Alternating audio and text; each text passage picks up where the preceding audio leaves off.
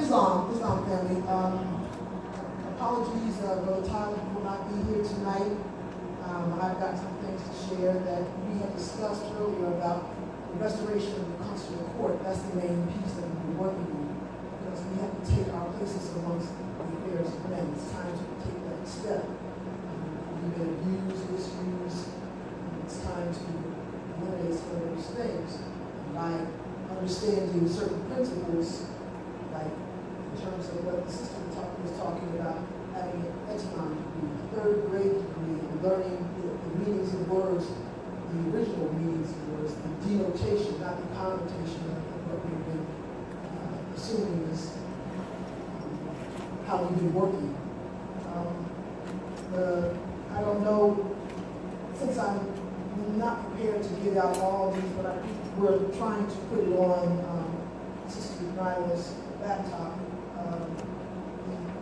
The document that was devised is called Restoration of the Consular Court, right? And anyone that had been coming here, they had gotten a copy of this so that we can, demonstrate that we are full with regard to understanding that we're moving in one direction, which throughout the saying, we're growing, and we're understanding that we are a government. We just have to take our places. The European has been posturing as that. In other words, trading places.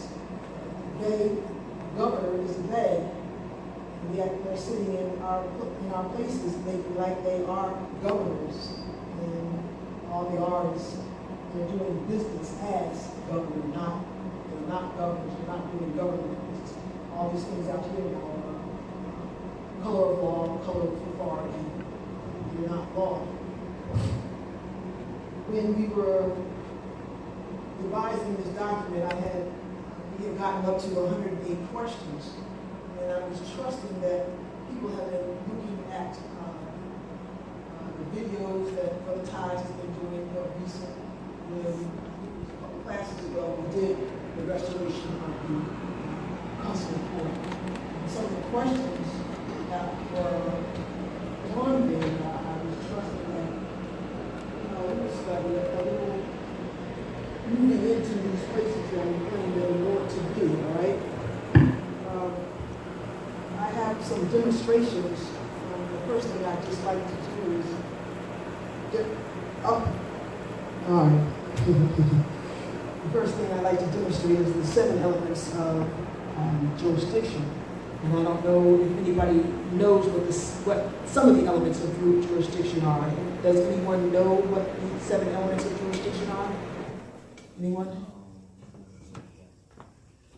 The first thing, what do you think? What do you think in terms of jurisdiction? Someone has the right to speak with regard to you. Who do you think has the right, or who, in terms of, let's put it this way, the 7 elements involve, yes? Status? Yes, status. Yes, status. With regard to your being within this construct, this corporate construct, because they're making us sign contracts and be involved with contracts that, are fraudulent in the first place. Just like, the birth certificate is a fraudulent construct. And yet we have some say in it, because there's 2 people that have say in it. We have we're the authorized authority for the construct, and the Attorney General. He's the other one.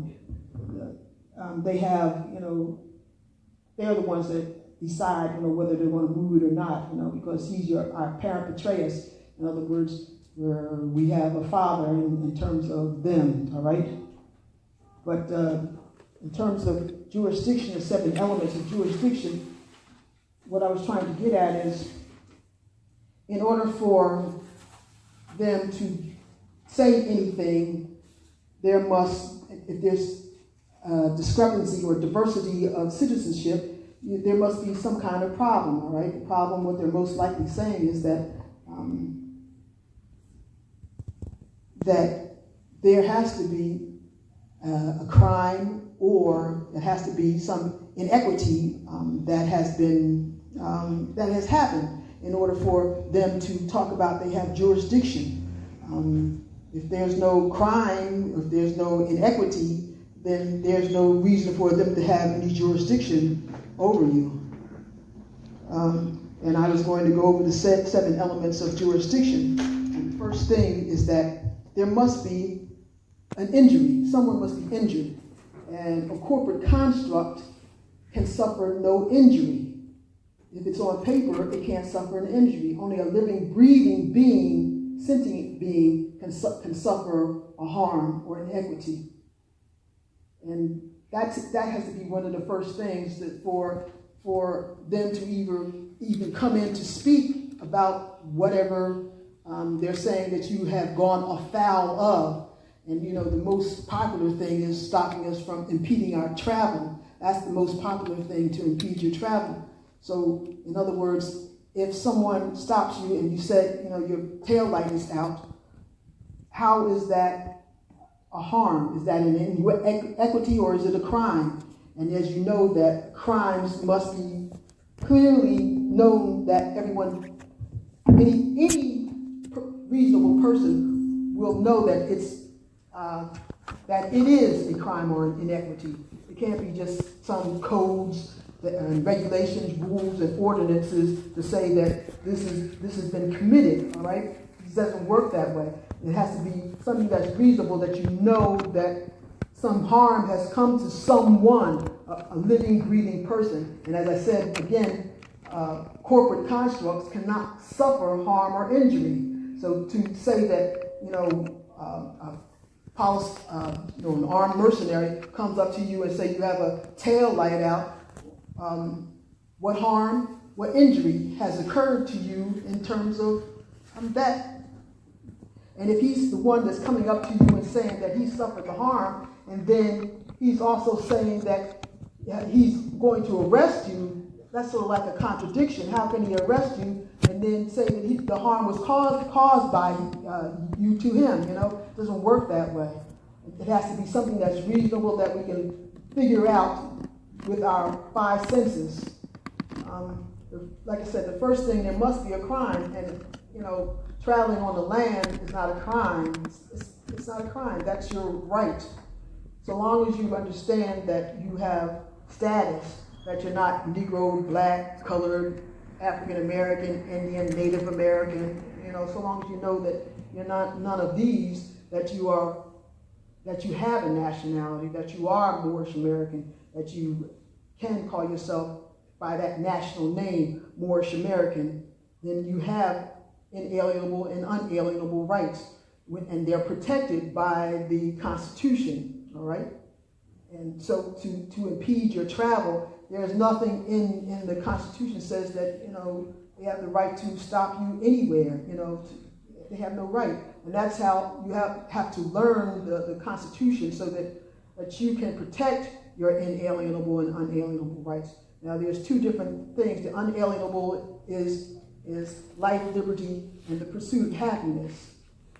Inalienable is life, liberty, and the right of property. You have the right to have property, but if they're going to take your property, you must be justly compensated. Like the 5th Amendment says, you must be justly compensated. They can't just take your property without you being justly compensated. And there must be an understanding of these principles in order to protect yourself against this molestation and violation, all right? I'm going to go over the 7 elements of jurisdiction. First, the accused must be properly identified.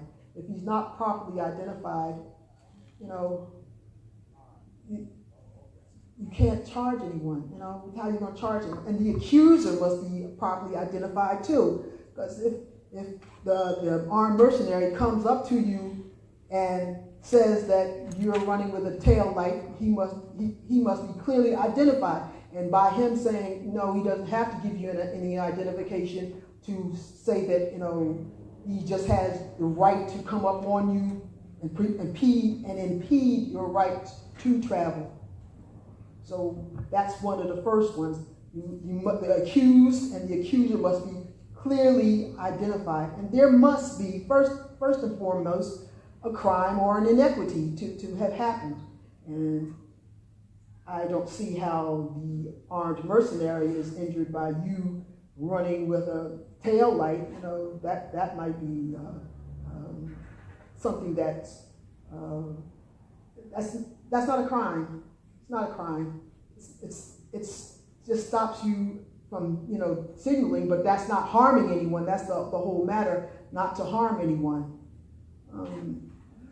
The second one is the statute of offense must be identified by its proper or common name. A number is insufficient. Today, a citizen may stand in jeopardy of criminal sanctions for alleged violations of statutes, regulations, or even low-level bureaucratic orders. That's what I was just, going over. That it must be understood. No harm is coming to anyone by you having no turn signal or a tree hanging from your mirror. There's no harm. But as we know, this has been what has been going on of recent, and this is why it's so important to revive the consular court, to restore the consular court, so that we can take our problems out of their jurisdiction and place it into our jurisdiction, because we are the government. We just lost sight of it. We've been hit in the head. We've been asleep for a while. Governing the mind. Everyone knows how to govern their own mind. We don't need someone to tell you how to govern your mind, except if you're a child, and then, as we grow up, we're supposed to come into that fullness. Not necessarily an adult, because an adult, based on the Black's Law Dictionary, is just a grown-up baby. 16-year-old, just a physical grown-up baby. If you look up adult in civil law, it says just a 16-year-old or a 21-year-old, a 16-year-old girl, I think a 12-year-old, 16-year-old woman and a 21-year-old man. Yes. So when we used to hear that they're going to try our children as adults, that's all they're just saying is that they're full grown, they're big, but mentally, of course, they're 16 and 21 in capacity, and obviously by being under these operations that we've been under, this unum sanctum policies that we've been under for so long, it's reasonable to assume why we have not grown up. But because there's so much information out there right now, we don't really have excuses now. I'm seeing, we're sitting in here and understanding these things. And really, if you put it to people, and I do sometimes, I put it to my grandchild, it says, when I see him misbehaving, I say, you know better than that. And they do. You do know better than that. It's just that you got to reach down sometimes and pull out that which we lost, which we once were. It's still within us, because we're a physical being we're a spiritual being encased in a soul, encased in a body. We, come down those three levels. We slow down that vibration. All right. So let's go on. 3. The acts of alleged offense must be described in non-prejudicial language and detail so as to enable person or... did I go over that? I went over that, right? No? All right. The acts of alleged offense must be described in non-prejudicial language and detail so as to enable a person or average intelligence to understand the nature of the charge, to enable preparation of defense, the actual acts constituting the offense complained of. All right, so I trust that you're getting the gist of this. It must be understood, you know. And if you go to the armed mercenaries and they come up to you and they're telling you that, you know, you're failing to obey me, you're being insubordinate, in other words. But how can that be when it must be clearly stated what the offense was? Was it an inequity or was it a crime? And either way, it's got to be discerned. So, you know, I was watching this YouTube video. He says he was talking to, I see, what is he? He's a former jailbird, and so he was talking about, you know, when they do stop you, and if they start asking questions of you, the point of the matter is to ask them questions because, as they say, anything and everything will be used against you in a court of law. So if you start expressing something, oh, I was driving too fast, I was moving too fast, or I went through the light, you've given them a reason to start an investigation. And by giving them that information to start an investigation, then, you know, we resolved ourselves to allowing them to take us. You know, we're allowing them to, we've given them the right to come up there and molest us.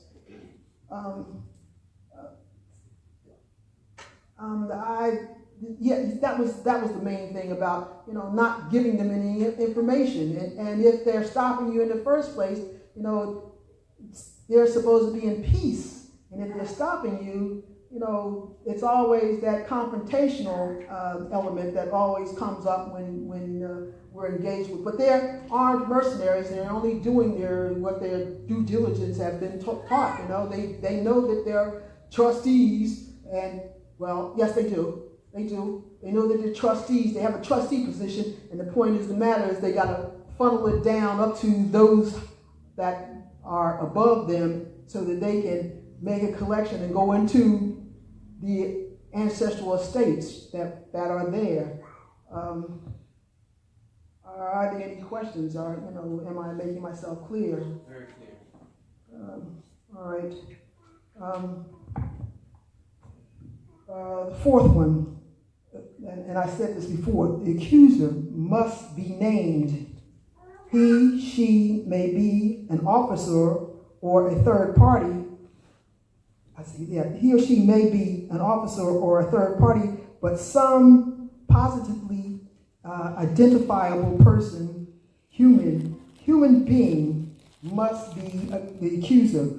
Some certain person must take responsibility for making of the accusation. So if they're just making accusations, you know, I can accuse anybody of something like that, and that's the position that they are, because they're nothing but operating for the corporate construct, the Khazarian cabal that's been in place since 1213. You know, that the secret treaty of Verona. You know, although it was placed on Congress in 1823 or something like that. I forget exactly what it was, but they were already planning these things out early on, how they were going to steal the estate, keep the estate from, you know, going into the rightful hands. Although it was since we did go to sleep, Moors, we went to sleep, 1492, that was the cutoff where we were asleep, absolutely asleep. And, you know, they started taking over the trust account, the Sexta Trust. You know, those accounts and trusts were established for us because they know they had to have a remedy for us. They really did. Because if they didn't have a remedy for it, then the karmic debt would come seriously back on them. Although at this point, in this juncture now, the chickens are coming home to roost for all these ones that have sent out, you know, those things that have gone around the world. Although they've always put stuff right in front of our faces, which is, you know, how it has always been, but still, because we didn't have the Etimine degree or the third grade grammar degree, we don't know how to read. We really don't know how to read. Yeah, as I was talking about the word writ is a noun, and what's a noun? A person, place, or thing, you know, and we'll get into some of the questions, you know, of the consular court. But like I say, it's very imperative that we take our places amongst the affairs of men. We got to stop them from doing what they're doing, the harm that they continually do to us by traveling, just traveling. All we're doing is minding our business, you know, basically, and here we are, always under that tribulation, under that sword that, you know, if I go down the street, you know, if I don't have insurance, if I don't have my tail lights on, or if I got a tree hanging from my mirror or some dice hanging from my mirror, that this is cause for them to stop me from going forward and impeding my journey. All right, let's see. All right, any questions? Are we making ourselves clear? Very clear. All right. So 6. Did I do 5? The accusation must be made. Oh yes, that's the point. The accusation must be made under penalty of perjury. If perjury cannot reach the accuser, there is no accusation. Otherwise, anyone may accuse another falsely without risk. So my question to them that stop me, under penalty of perjury, are you swearing to tell the truth, the whole truth, and nothing but the truth?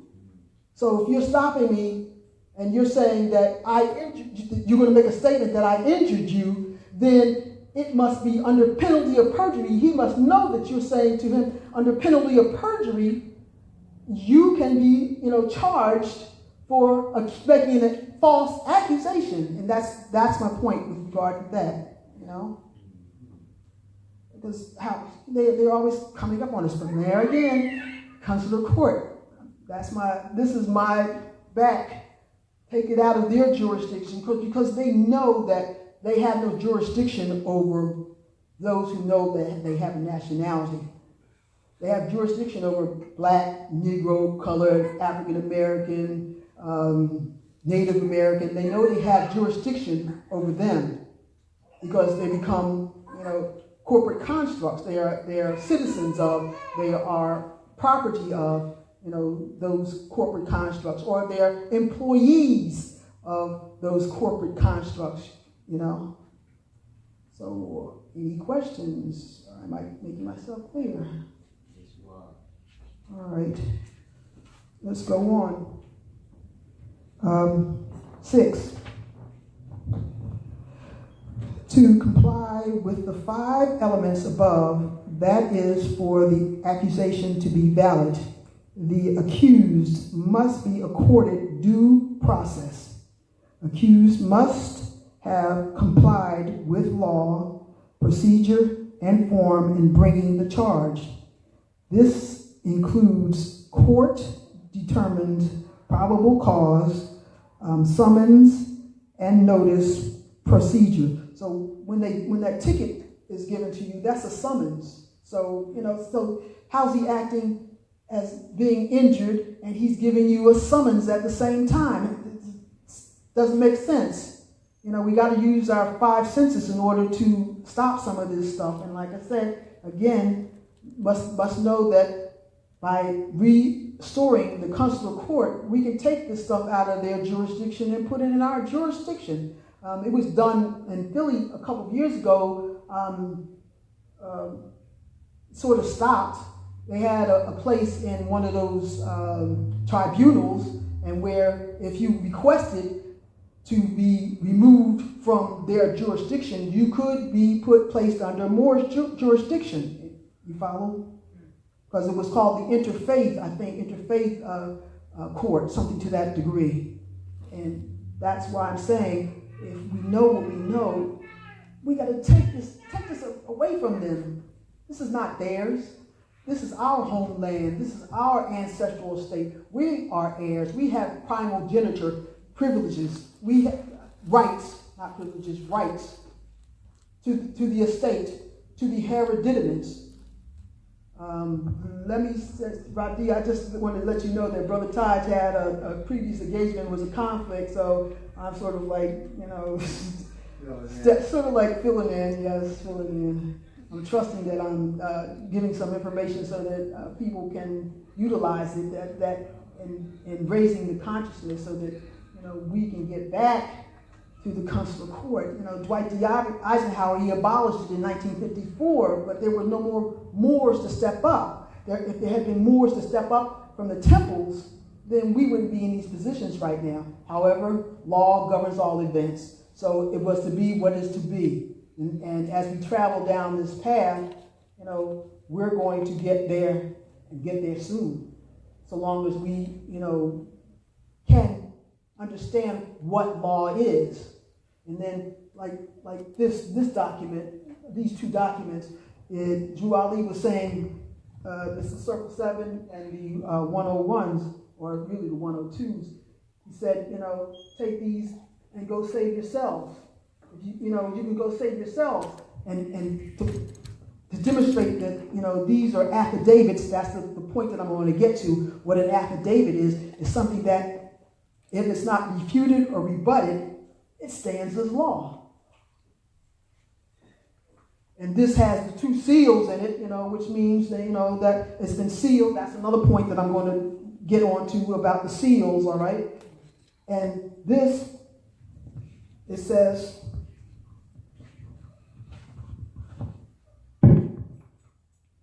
our authority. And this is the creation of the religious corporation. That's the protection under the First Amendment. Congress shall make no law with regard to the establishment of religion, all right? So this is another affidavit, and no one has refuted it. No one. Because, one of the questions is, why are we Moorish Americans? Because we're Moroccans, we're descendants of Moroccans and born in America. And so learning, that this is Maghreb al-Aqsa, this is Morocco in the most extreme west. We're standing on Morocco. So if we're Moroccan, if we're descendants of Moroccans born in America, we've been here all along. We wasn't never nowhere else. We were never anywhere else. We were always here. This is Morocco. And they're talking about the kingdom over there, which came later, much later. But as it's always, it says, how old is our flag? It is over 10,000 years.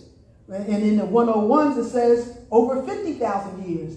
I had a discussion at Sunday school at a Moorish temple where I go. And I was saying that, all right, it says, what is our flag? It is a red flag with a green star, 5-pointed star in the center, all right? So it says flag, America. That's our flag. And then they were pointing to me and telling me that the red, white, and blue banner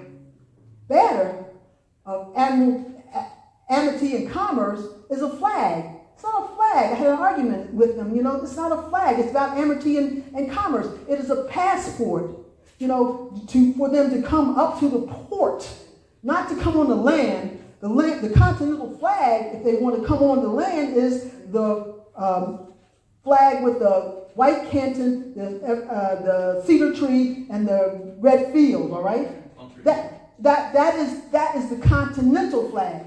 But see, they have to have all three if they want to come on the land. But yet, when you go into these tribunals, what do they have? They got those banners in there, and then they got the gold around it, trying to bring the sea onto the land, doing admiralty and maritime law on the land. Islam. So they're bringing admiralty and maritime law on the land. No, that's when you see that, when you go in there and everything in those tribunals are established basically or fashioned out signs and symbols of admiralty law going on, admiralty jurisdiction going on. With the, like I said, with the yellow braiding around the banner and the state, if it has a state supposedly banner or flag, that's all around it. So they're practicing maritime on the land. If they were to be in right jurisdiction, they would have to have the continental flag also. Islam.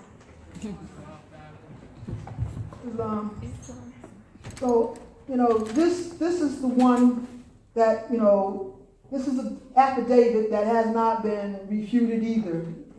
It was established earlier. So that's kind of weird. All right, I go on. Are there any questions? Are there any questions? Yes. The maritime. What about, how do you take out of the maritime law, I should say, how do you get rid of the averaging, the courts? How do you get rid of those courts? Maybe you might need, I don't know if you should get the mic. The point of the matter is to question it in the first place, to ask them, are they practicing admiralty and maritime when you go in those tribunals, not courts, because all they are is doing business in there. It's just like going to, let me give you an example. I'm on a bus, and it's called the Scepter Corporation, all right? And there's some people sitting here, some people sitting there, and I'm walking down the aisle. And I do not step on anyone's foot, but they took jurisdiction because I'm on their bus to say that I need to plead guilty or not guilty with regard to walking down the aisle when I harm no one. And if I did harm someone, the accuser has not come forward. The corporate construct cannot be the accuser, which would be the Scepter Corporation, where the territory that I domicile in, all right? They can't make the accusation. It would have to be, because, like I said before, a corporate construct cannot suffer harm or injury. It's only a living, breathing being that can suffer harm or injury. How can we bring back the council of court? That's one of the things that I'm going over, because I'm going to see if everyone has been studying so that we can take our places. Because we need to study this document. This document was really researched, really a lot of time was put into it, a lot of effort, so that we can grow into, because like Drew Ali says, we're only going in one direction. Moors are upright, independent, and fearless. So we're only going in one direction. So we need to know where we're at with regard to these questions, this questionnaire. I'm trying to find out, are we ready? Can we get ready? Let's get ready. Let's get ready. And that's why I was going over the 7 elements of jurisdiction. Because the accuser must be clearly identified. That's what I was saying. He must be clearly identified. A corporate construct is a fictitious plaintiff. And if you look up fictitious plaintiff, I don't know, somebody can look up fictitious plaintiff in Black's Law Dictionary. How did they get rid of the council courts? Because the temples were supposed to take that place, all right? And as you know, that there was corruption going on after Drew Ali left. They were supposed to take these places.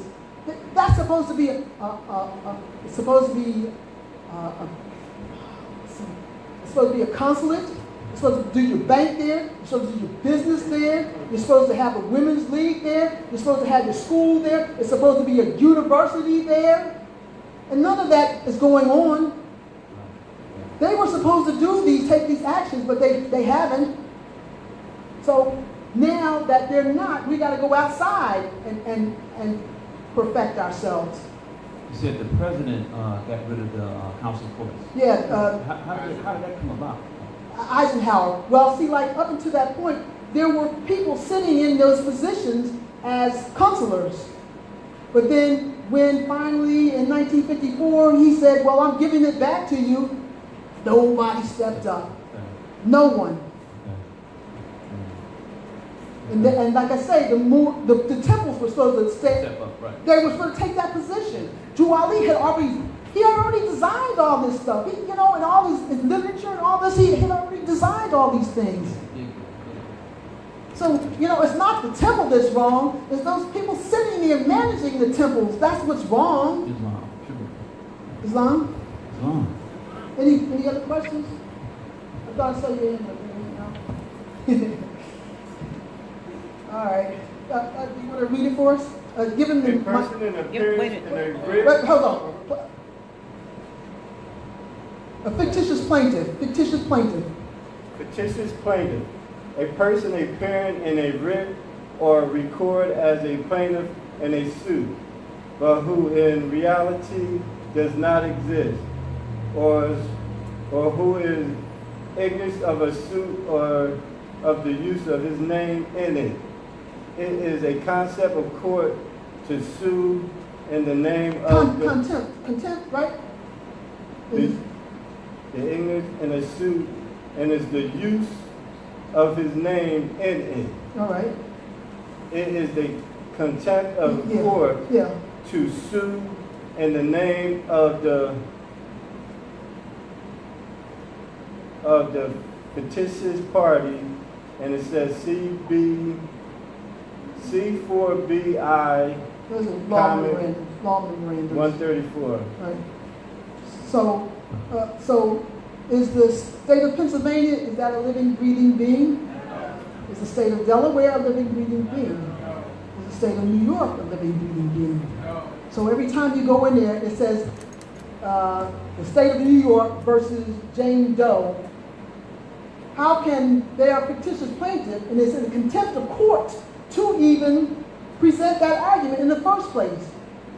So why are we even acknowledging this stuff? It's just just a seed to be planted so that we can grow into being what we ought to be in this consular court, taking our places amongst the affairs of men and taking back our lost estate, taking back our positions. As I said before, bays are governors, governors are bays. And here they are sitting in our places, making life, doing business as, not government, not governing the mind. That's, self-determination. And they can't govern or self-determine you. I am that I am, isn't it right? I am that I am. Who can tell you anything about you but you? Nobody else can tell you anything about you.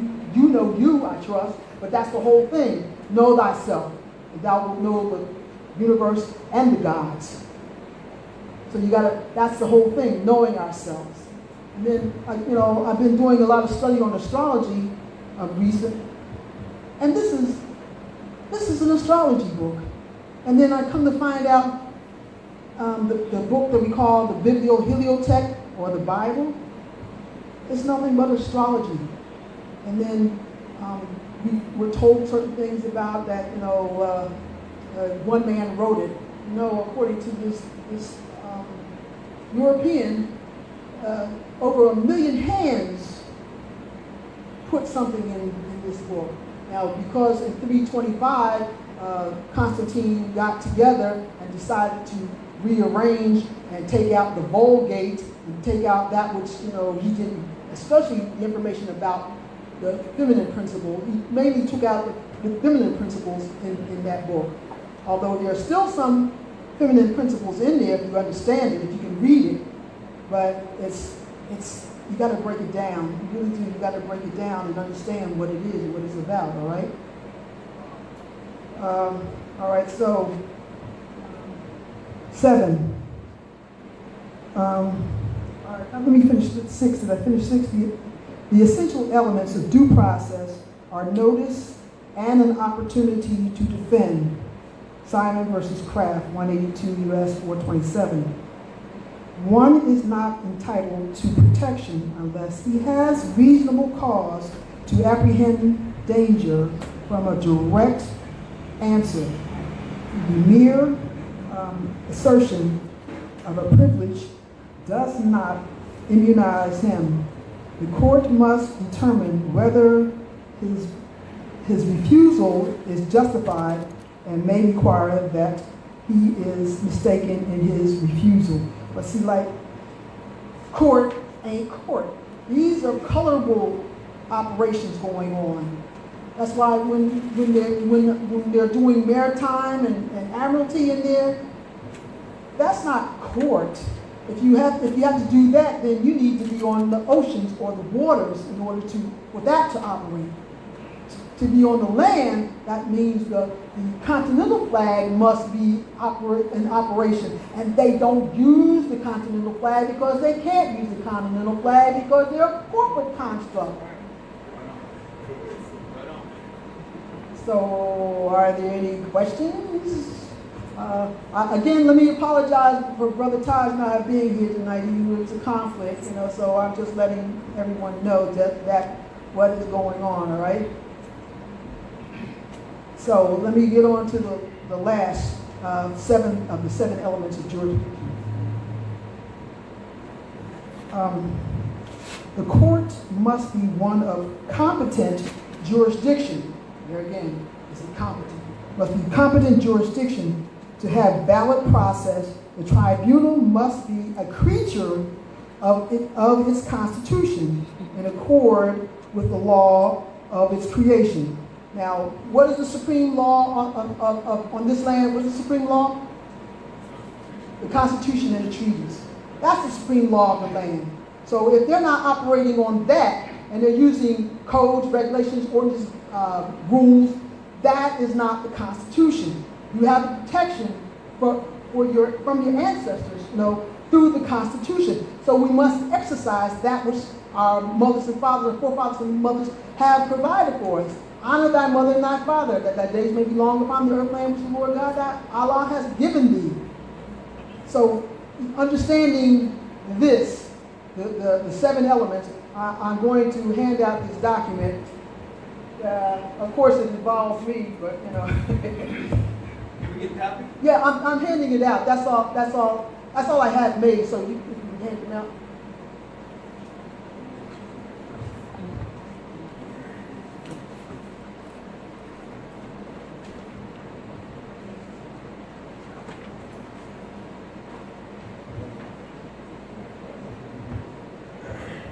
I trust I have enough. Sis, I got you. Got you.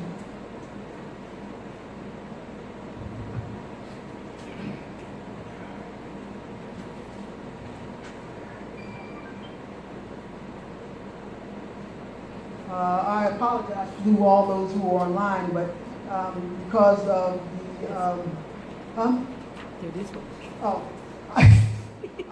I apologize for not having something on the board, but this was like extemporaneous. This was just something that I was required to do. I didn't know that I was going to be doing it, but here I am doing it.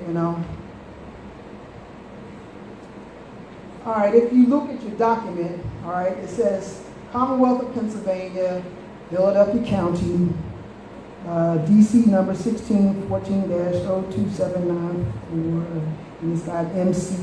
See, these are codes here, What is it? We got to know what it is. It's got to be clear, all right? Criminal complaint, all right? Felony. Commonwealth of Pennsylvania versus Delilah Passe, all right? Delilah Passe is my transmitting utility. That's my transmitting utility, all right? But the Commonwealth of Pennsylvania is a fictitious plaintiff here. They're saying they have a complaint against a fiction. So, something ain't right here. Is everyone following what I'm seeing here? All right? So then it also says, I, the undersigned, do hereby state under oath of affirmation, my name is Brendan Novak. 2, accused, let me go across. District Attorney Representative. District Attorney where?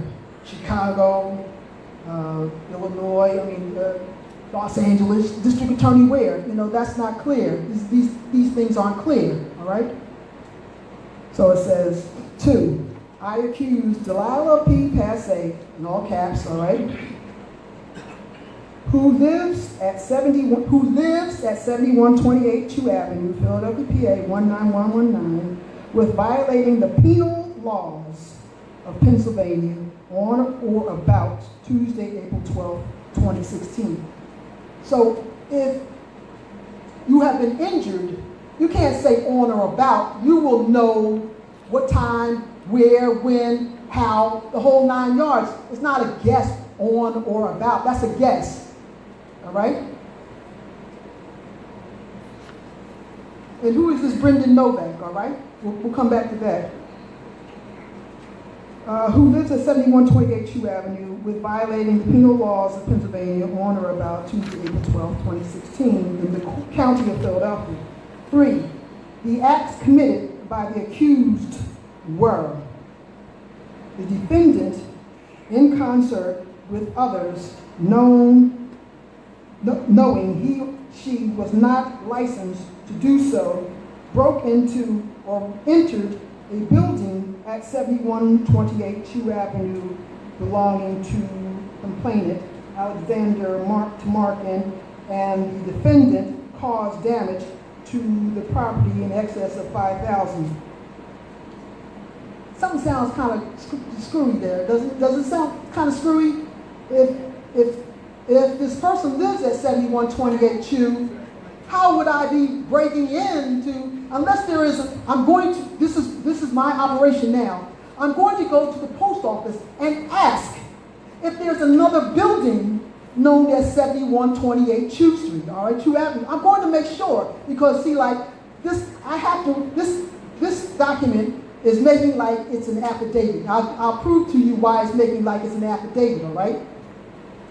So how could I be breaking into, a building that, I lived in, or the transmitting utility, domiciled in, how is that to happen, all right? And then that I caused $5,000, in lieu that $5,000 worth of damage, you have to demonstrate $5,000 worth of damage, It's got to be more than pictures, you got to really show this, all right? All right?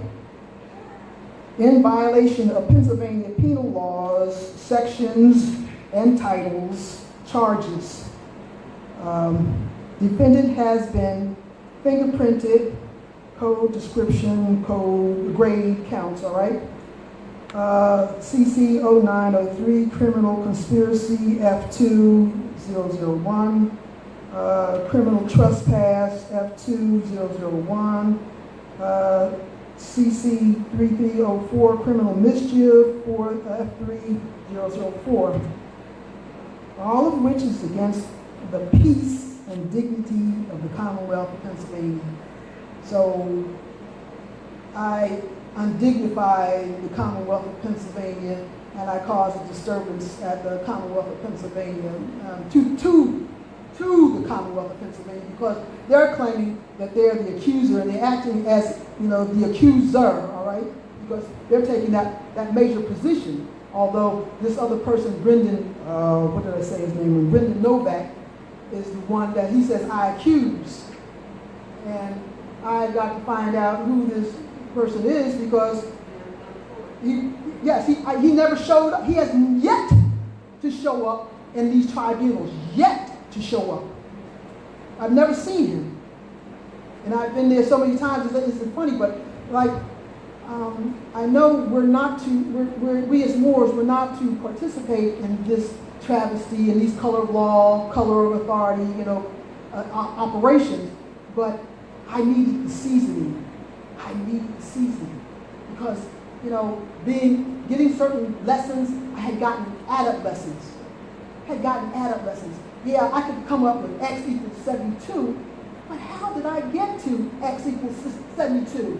I needed to know how I got to this position that I was in, all right? So I would go there. I must have went there at least 15 times, all right? And this is part of my allodial cost schedule, goes on my allodial cost schedule, all right? That I have sent to them, given to them, placed on the record, all right? Now, to be collected, that's another thing, but I'm working on that too, because it takes, a while. Islam is given in degrees. First is belief. I believe something. Then you go to faith, which that you've gone to the, and then comes the fruition. So, personally for myself, I needed to go through these operations. I got arrested. I did. I went all the way out to the yard and all the shower and all that crap. I did go through all that. But see, like Yeshua went through those dismal crypts. He said, what I have done, you will do. And greater things yet you will do. So I needed to go there. Let's see, one of my favorite pieces from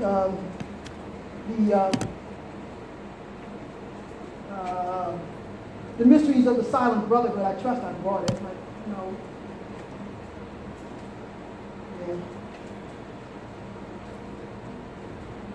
Because see, like, he went to these sages. Yeshua went to these sages. And they asked him, Rabboni, why are you coming here? You know, you already know these things. You've come from the Most High. You already know these things.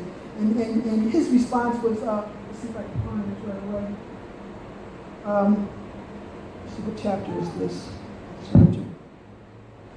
Chapter 1, it must be. All right, it says, and Yehoshua said, in every way of earth life I would walk, in every hall of learning would sit.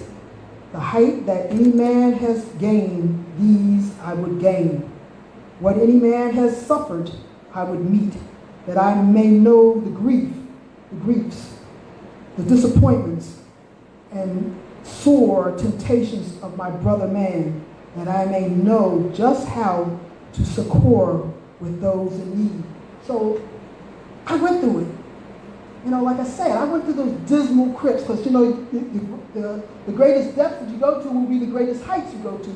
So I went there. I needed to find out, you know. That was the second time I'd been captured, you know. The first time was with someone else, you know, calling myself helping someone else who called themselves a Moor, and I didn't do anything but go there and support her, and yet I went out in cuffs.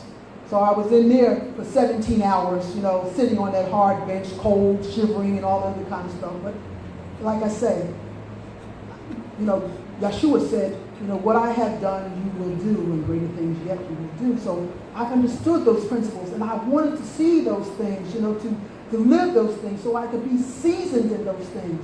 So I did those things. However, we're not really, as Moors, we're supposed to be way higher than this because we've got the Great Seal, National Association of Moorish Affairs, who have taken it out of the temples and taken it to the civic part of it because, you know, all they're doing in the temples right now is just the religious aspect and then not being in honor.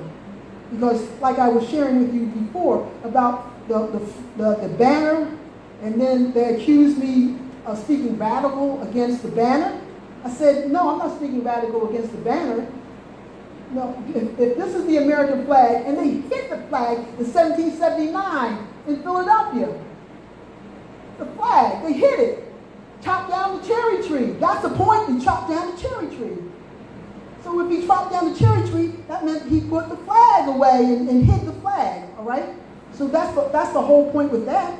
So that was the flag that was here. If they're saying over 50,000 years ago, that was the flag that was here, not no banner of amity and commerce. That's not a flag. And then they tried to say that, you know, USA, I'm a citizen of the USA, and then that's covering and masking up a lot of stuff because what Drew Ali was saying, unity, salvation, and Allah. He wasn't saying that you're a citizen of the USA, because that means that you're a citizen of the corporate construct, that you're an employee of the contract. No, of the construct. No, in your proper person. Upliftment of fallen humanity. Islam?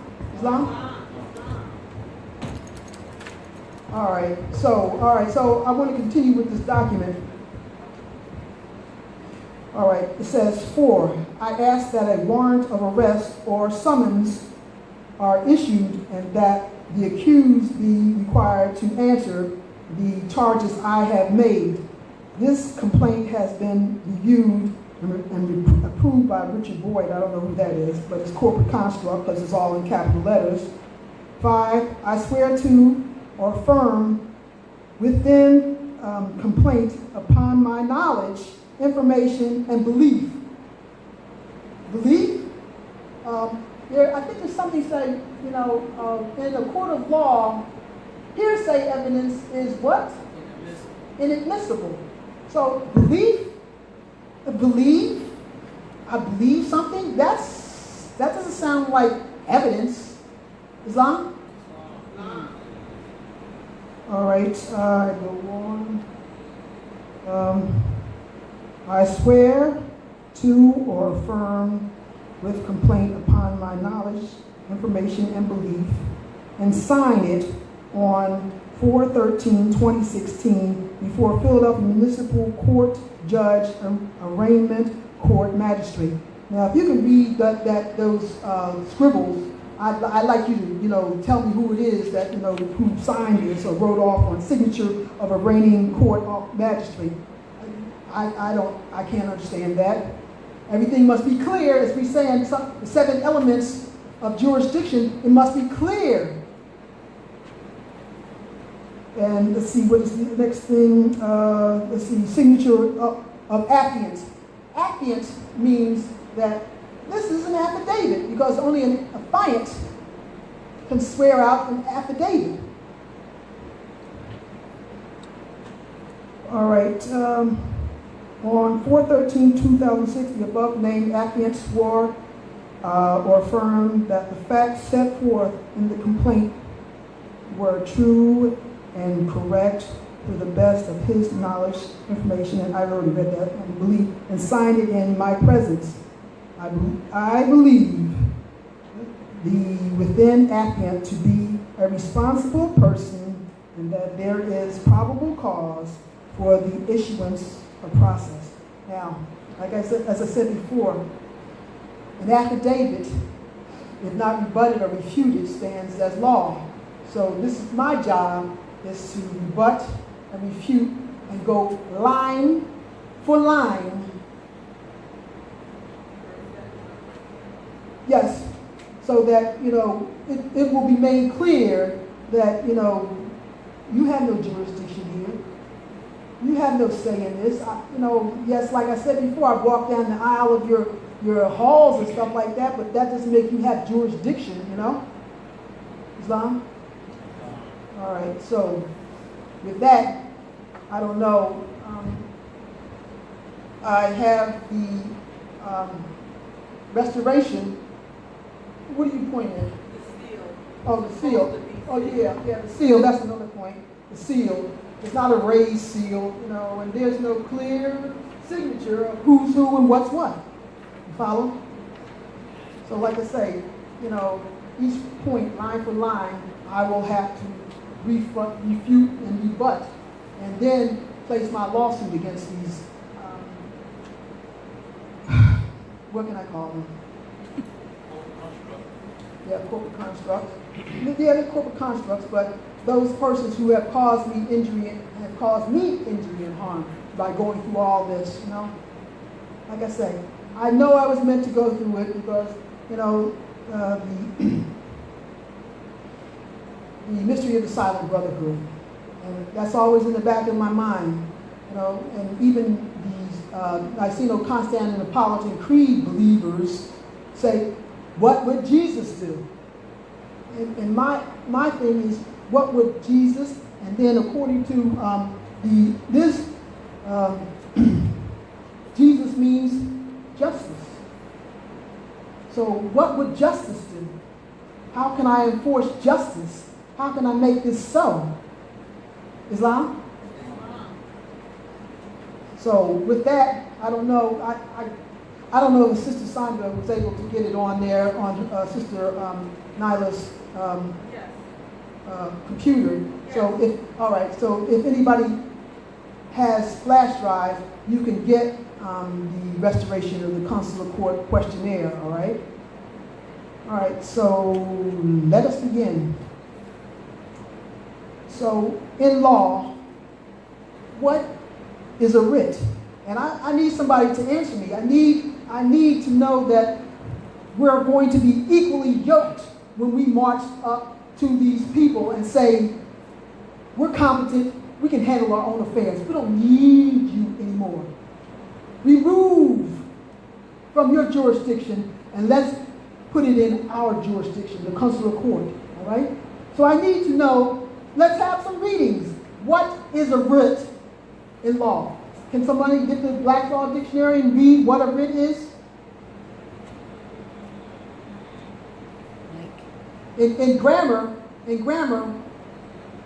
know what the 8 elements of grammar are, speech are, the 8 elements of speech.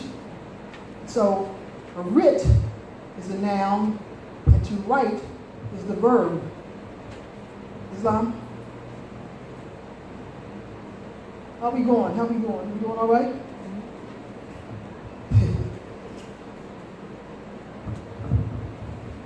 Islam. Islam. A writ is a precept in writing, couched in the form of a letter, running in the name of the king, precedent or state, issuing from a court of justice and sealed with a seal, addressed to a sheriff or other officer of the law, or directly to the person whose action the court desires to command, either as the commencement of a suit or other proceeding, or as incidental to its progress, and requiring the performance of a specified act or given authority and commission to have it done. A mandatory precept issuing from a court of justice. Then, All right. Now let's go over this document. All right. Is this issued from a court? Is this issued from a court of justice? no. Huh? No? Because it has to be, what does it say? He said it has to be sealed. And is there a seal on here? This looks like, what do you call it? Photocopy. Yeah, photocopy. And that's how it was presented to me, was photocopy. It wasn't any raised seal. So is this, Photoshop. yeah, Photoshop, whatever. Not a legal This is not a lawful as opposed to legal, because, legal is derivative of lawful, but lawful is what we're supposed to know. Because the supreme law of the land is what again? And the treaty. The Constitution and the treaty, all right? So, are we getting the gist of what a writ is? Do we need to read it again? Go over it again.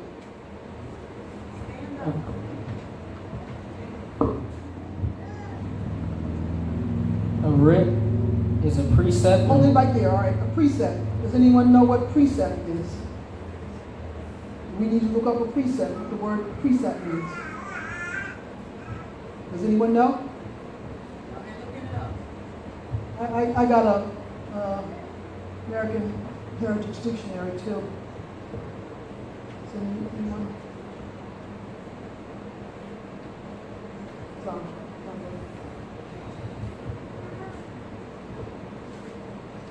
All right, all right. It is what? A writ is a precept in writing, A precept in writing. All right. Go ahead. couched in the form of a letter. Does this look like a letter? Does this look like a letter? No. Does this look like a letter?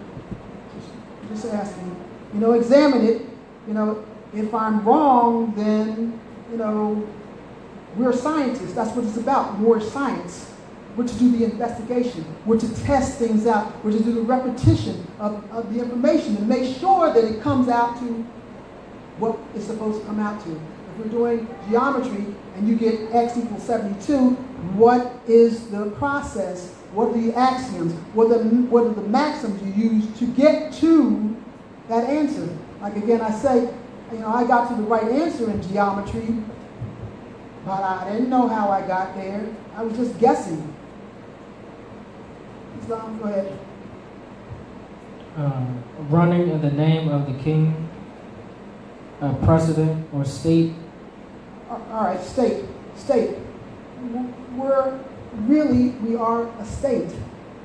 Mind, state, status. We have status. If we will have status once we restore the consular court. We have status, let's put it this way. Do we have status? If you have proclaimed your nationality, then you have status. That's right. but you got to proclaim it. All right? So we're trying to reestablish that which our lost estate. This is our lost estate.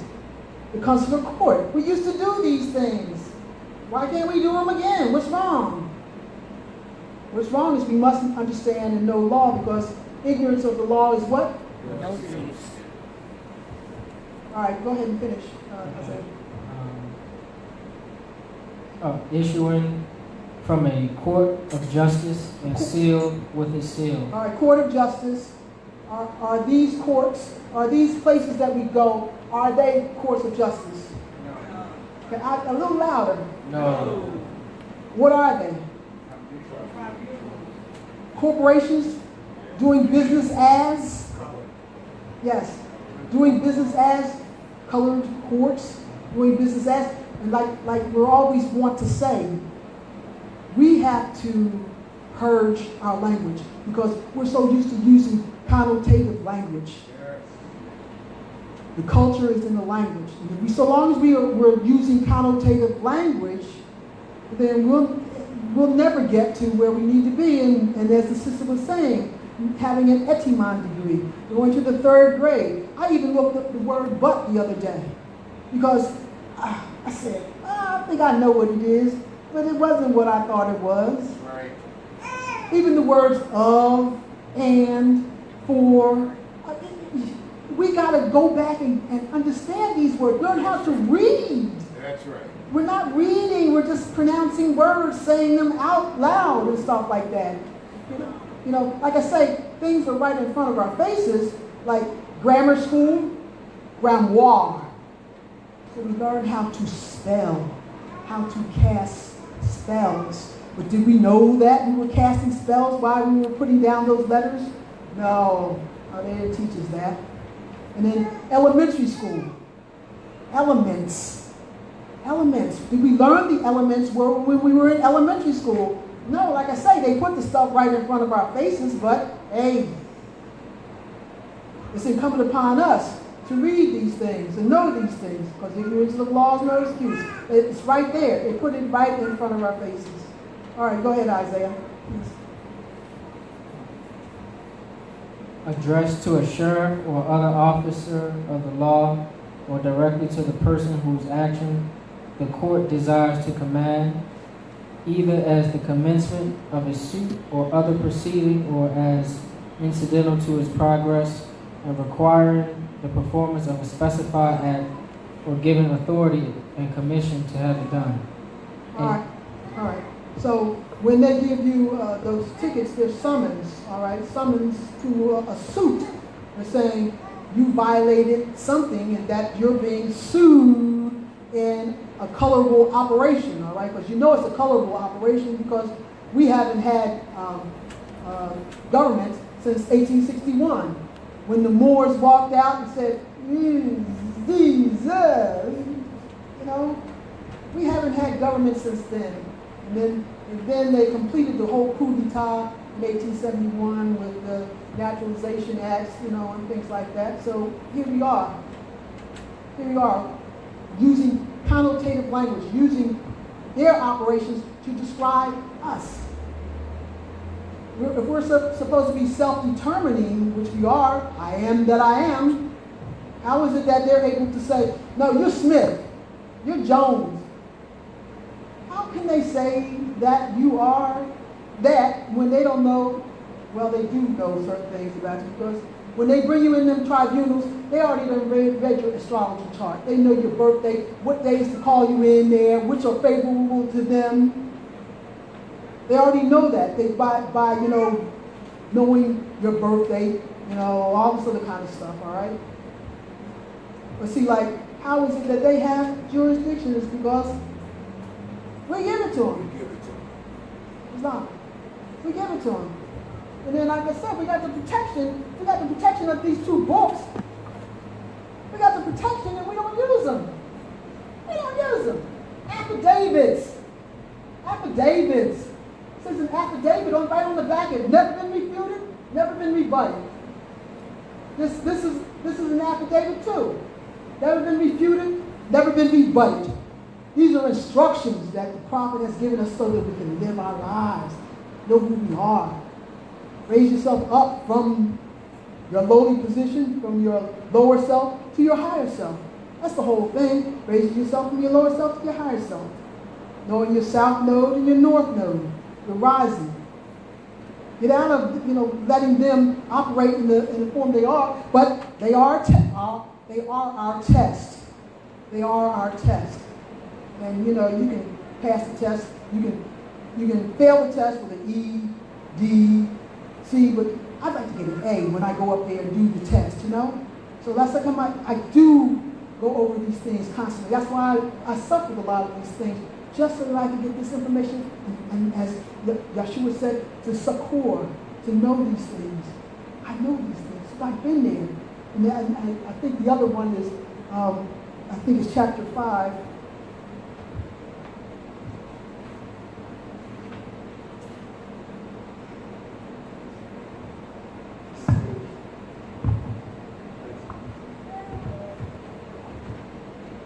While you're getting that, I'm going to read precept. Go ahead.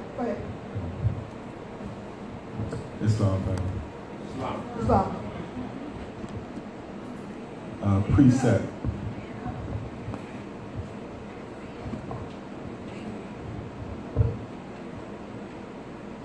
Precept.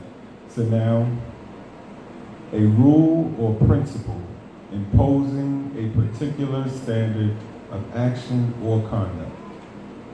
The second definition says law and a writ. And I think it's in the Black's Law Dictionary precept also, but it's a command. So if we're heirs and we have the superior position, why are we allowing something that's inferior to us command us? It's like we created this monster, and yet we don't want to be responsible for this monster that we created. We created this Frankenstein, and we allow this Frankenstein to still abuse and molest us constantly. Let's address some of these things so that we know the law, so when they come up on us, you ain't got nothing, bro. You ain't got nothing. I think it's chapter 4, all right? It says, verse 16, the teacher treads the way on every span of ground. He leaves his footprints clearly cut, which all can see, and be assured that he, their master, went that way.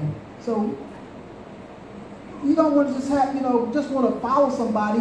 You want to know that that path has been clearly cut. You can see that person that teacher, that person has gone that way.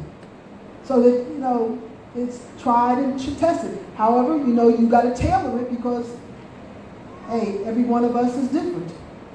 But it's still, you can see that the master has gone that way.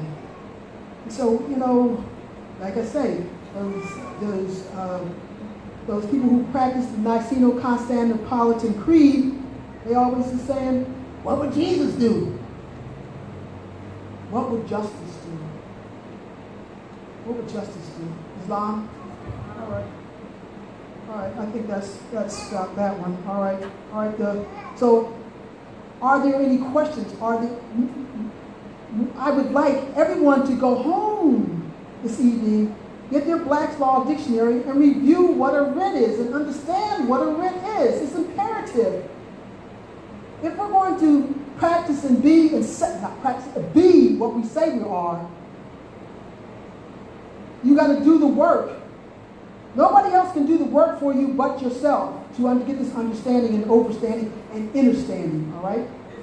Islam? All right. Oh, all right. Then law. What is an affidavit? Can you get to that one? All right. Because this person here, Brendan Novak, he says he's an affiant, which means that this is an affidavit. And so, in order for it to stand, I can't rebut it. If I don't rebut it, this is my job to rebut and to refute it. All right? This is my job.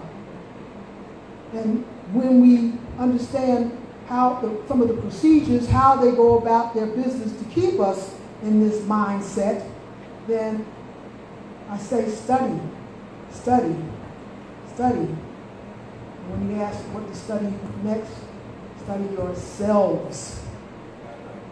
Islam? All right, you got your affidavit?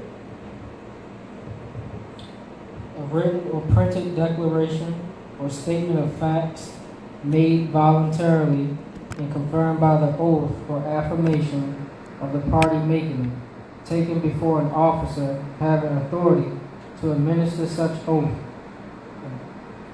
All right. So those affidavits that we've had tied to seal, what are they? He said the word there. Declarations? Yeah. Declarations. We're declaring. Ali said, proclaim your nationality. Proclaim your nationality to the world. So we take those documents that Brother Todd has sealed up, like the name correction and the judicial proclamation. Let the world know who you are. We're the mighty, mighty Moors. You know, something that I didn't read. But, you know, Islam. But have we been the mighty, mighty Moors? You must be yourselves. Yeah. So we must be mighty, mighty Moors. And how can we be mighty, mighty Moors but the restoration of the consular court? And I'm challenging everyone here tonight to study this and get on it and read it, walk it, talk it, so that you're not molested or abused. That's the whole thing, not to be molested and abused. So have we got a clear, is everyone clear about affidavit? Do we need to repeat it again? Huh?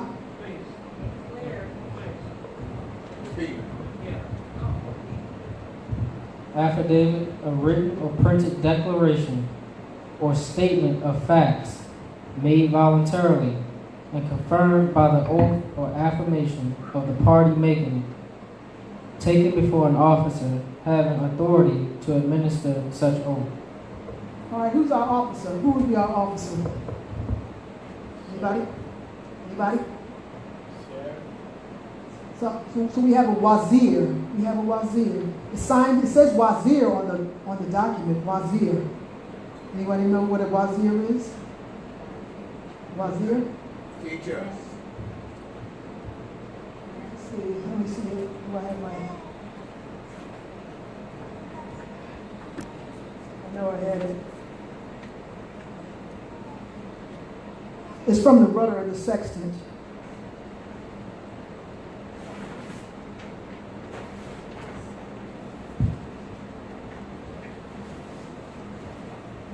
Maybe you can look it up in the dictionary there, but you know, it's one who has the position of power, an officer. He's an officer, and he's elected. You know.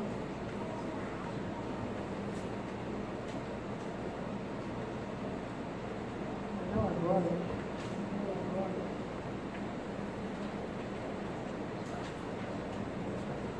So I put it in my bag.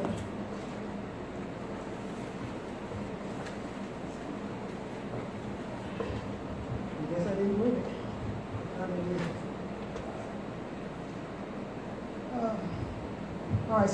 All right. No. What? W-A-Z-I-R.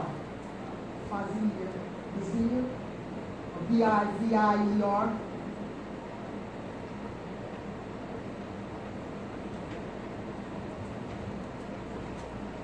Agreement.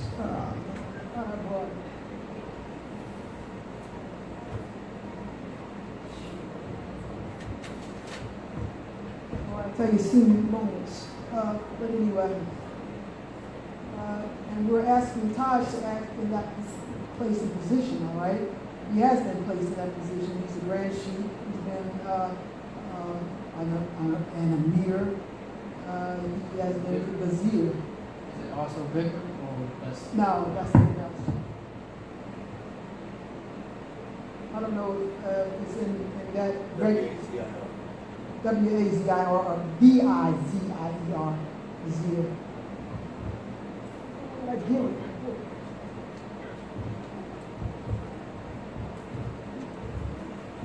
apologize. Here we go. Vizier, Vizier. A noun, a high officer in a Muslim government, All right, all right, especially in the old Turkish Empire. all right. So are we not Muslims? He's a high officer. So that's why you get your paperwork sealed with Brother Taj, all right? He always calls himself Brother Taj the cheap sneaks, but he has a position. He does have a position, you know? He does have a position. So, again, I'm challenging everyone. We need to exercise our government. We need to take back our positions. Stop sitting at the middle table. I don't know if everyone remembers, I'm going to use this connotatively, Thanksgiving. You know, you sat at the little table because you dropped crumbs. You know, you sat there because you slobbered all over the place and your plate was all over the place. Yes. But once you demonstrated the capabilities to sit amongst grown folks, that meant that you have climbed up, you've gone to the next place, so that you can exercise the true grown, full person, sentient being. Islam? All right, so everyone's going to go home and study these concepts? Islam? All right. So the next one, describe and identify the distinct differences between a writ and an affidavit, and how are these instruments similar? All right, so let's just go through the first part. Describe and identify the distinct differences between writ and an affidavit. So anybody from based on what we did, this is an open book test. So, you know, get the book. It's an open book test. So we need to go over these concepts so that we know a writ is what? A precept? In writing. Yes, a precept in writing.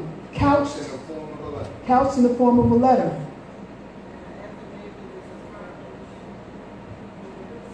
Let me hear. Come on, sis. Let's go. The mic. Mike, give me the mic. A writ or printed declaration.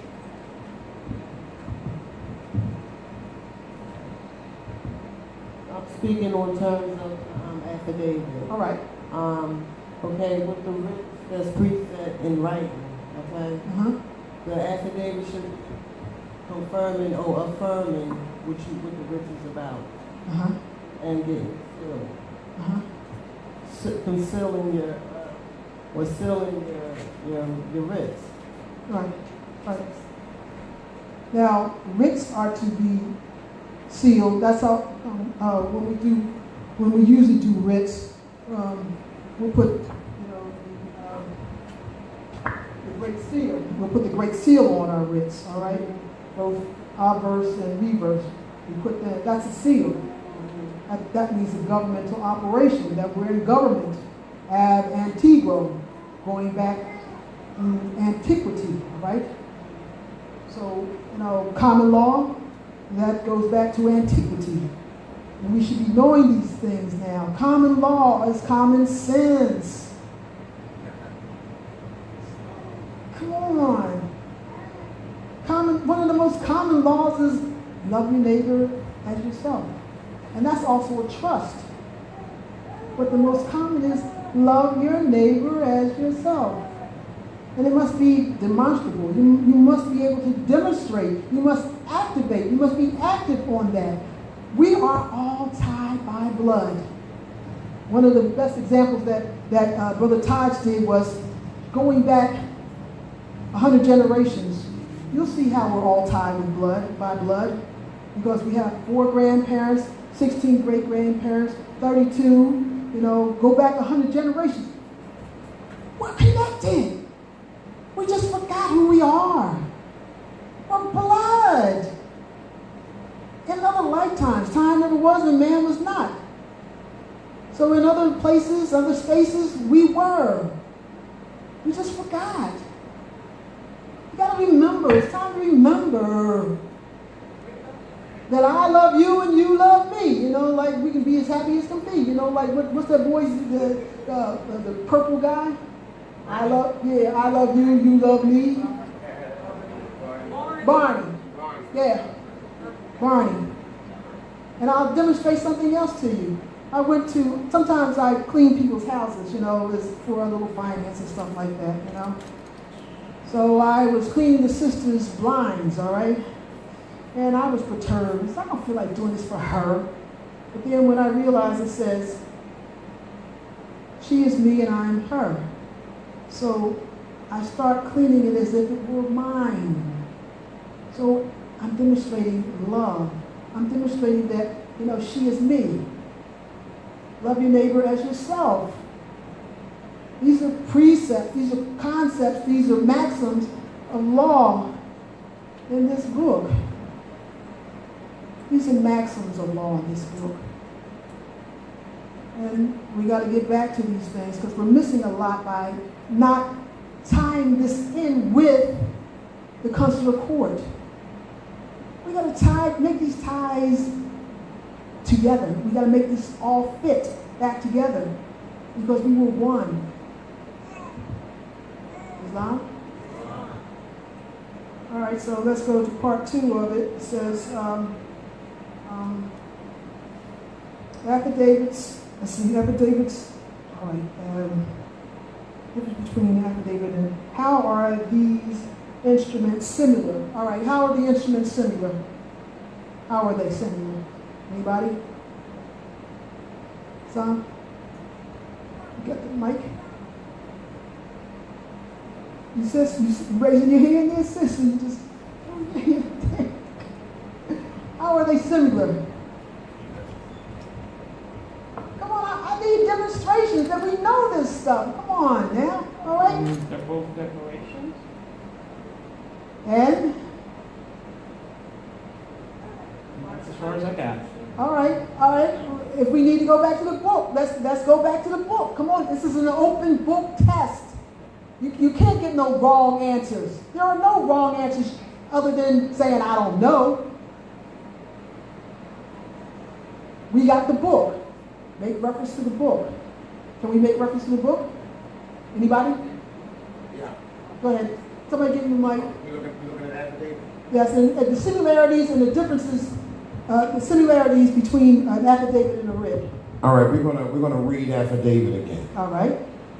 A written or printed declaration or statement of facts made voluntarily and confirmed by the oath or affirmation of the party making it. All right. Taken before an officer having authority to administer such oath. All right, so again, this document, where was this oath? Where's the oath? Where's the administrator? Where is on this document? I'm trying to demonstrate how we can break this down and learn these things. Islam, you feeling me? Islam? So what are we saying the similarities are between a writ and an affidavit? An affidavit is what again? Both documents. It's a declaration. Declaration. And a writ is a precept, a command. You're commanding something to be done. Right. Islam? Are we getting it? I'm trying to break it down to this very small level so that this is I'm gonna repeat it again. This is an open book test. There's no wrong answers. We're scientists. When you're a scientist, you make the experiment, you state the problem, you do your experiments on it, you form a concept about it, then you do some more experiments on it, then you draw your conclusion. All right? So let's be scientists. We're calling ourselves Moors scientists. Let's do this what we're claiming to be. Be that what you say you are. Islam? Right? So open book test. Open book test. Should I go on? Are we clear? Should I go on? So an affidavit points out facts about a situation. It presents, this is what transpired, these are the facts. A writ is a command that says, it's a writ of habeas corpus, I'm commanding that the body be presented. A writ of error. A writ of error. There's so many writs. This is a command. You looked at this the wrong way, you made a horrible decision, and you need to make a correction. Right. Because I am demanding that you, and presenting the error that you made. Right. And that you must correct this. Right. And so when Juwali said, go into those halls, the city halls, and go with it in an intelligent tone, and you will get a favorable reply. So, you know, we got to go in there intelligently. And how do we go in there intelligently? By knowing the law.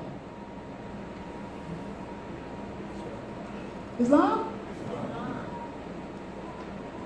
All right, so where are we at now? All right, are we clear? Like, I'm trusting that all these faces I see tonight, that they will be going home and doing their due diligence so that they will not be molested and abused and accosted. You'll know these things. You know, you won't expect somebody else to do this for you because you already know it. You don't need nobody to do it if you know it. If you know how to ride a bicycle, why you gotta have somebody ride a bicycle for you, you know? If you know how to dance, why you gotta have somebody else dance for you if you know how to dance, you know? Islam? All right, I'm going on to the next question. Why must we, Moors of the Northwest, fly our colors as customarily displayed upon our lawful and legal documents and instruments? So we won't be dead at sea? Yes, yes. Did I get that answer from everybody? Everybody understood that? So we won't be dead at sea? Yeah, dead at sea. Because see, like, they're doing treaty law with that banner of amity and commerce. That's maritime, as I said before, maritime and admiralty, all right? So if we're out on the sea and lost and we don't have our flag waving, hey, pirates can come up there and grab you because you ain't demonstrating who you are. It's free, a freebie, booty and prize. Let's go up there.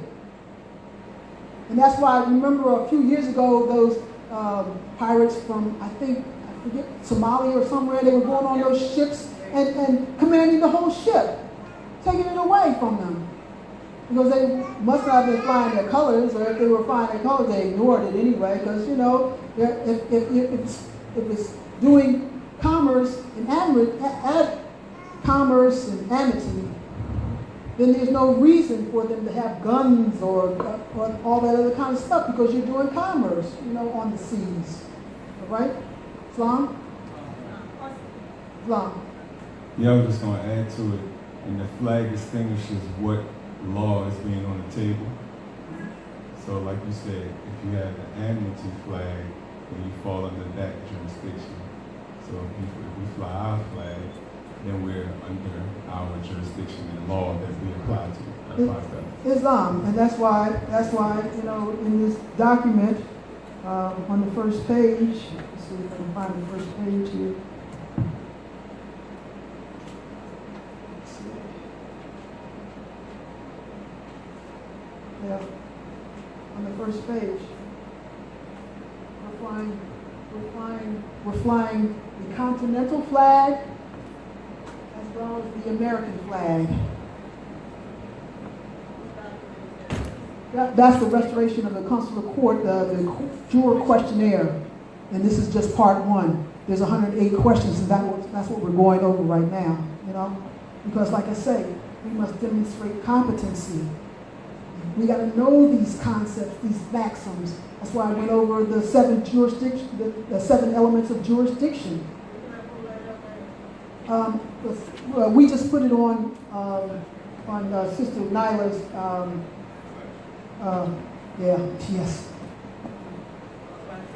Yeah, we just, and if you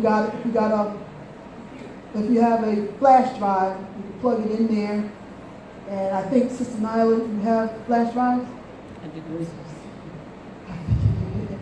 I think she has some flash drives for sale so that, you get this information, so that you too can be taking this open book test so that you can demonstrate that you know what you know and you are what you are. Islam? All right. So we did answer them why we must why we must fly our flags on every instrument. Every instrument we must fly our flags. All right.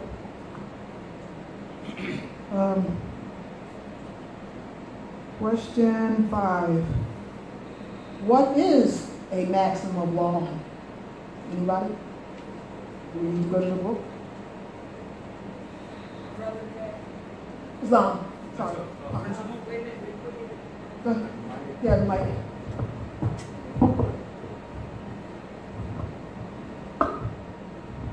A maxim is a principle? Yes, yes, it might be a little bit more detailed. Like I say, this is your job to find out. Come on, y'all. We got to find these things out. Yes, it's a principle, just like love, truth, peace, freedom, and justice are principles. They're maxims. You got it, Isaiah? It's just like, in math, you start out with the problem. You start out with the axiom. You start out with something that's already been given. Something that goes back eons. Common law, eons. Common sense.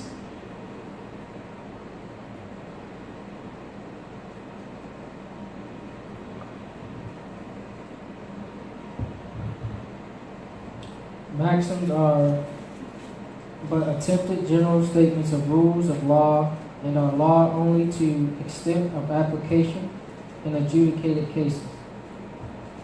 Do we understand this? Read it again. Maxims are but attempted general statements of rules of law and are law only to extent of application in adjudicated cases. So, does anybody else, are we getting this? Can anybody else spell it a different way? Can I get someone to spell it a different way? I want to see that, we're getting these concepts. We gotta be competent. If we want to reestablish consular court, come on, y'all. Come on, so can somebody spit it out? This is the American Heritage Dictionary. Maxim is now a concise formulation of a fundamental principle or rule of conduct. Rule of conduct. And you were right. Principle. It's a principle.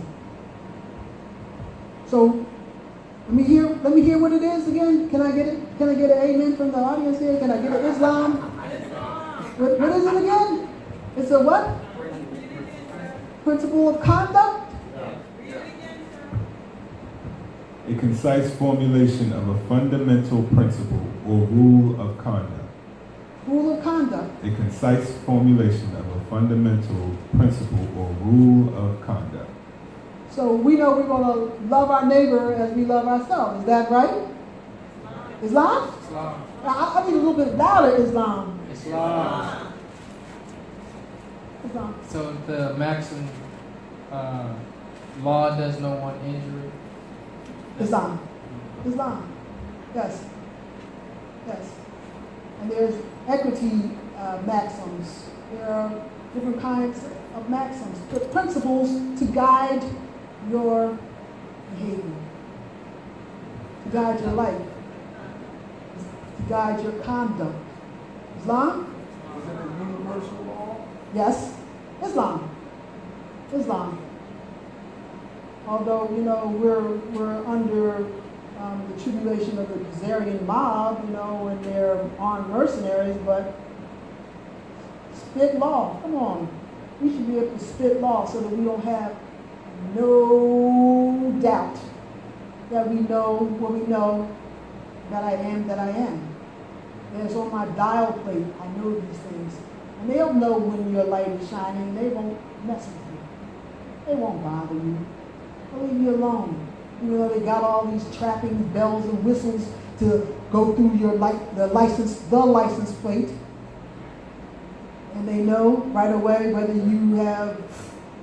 there's insurance on the car, whether it's registered. They already know this. Right. But there are people traveling the land right now they don't mess with, even though they are using that corporate construct known as a license plate. They don't mess with them. There's this European son, he's past form now. His name is, Charlie Sprinkle. He's on YouTube. Yeah. Check him out. Yeah. Check him out sometime. He stopped Nancy and Ronald Reagan from even, doing what they normally do. Nancy Reagan tried to use her card, and it said, denied. Charlie Sprinkle.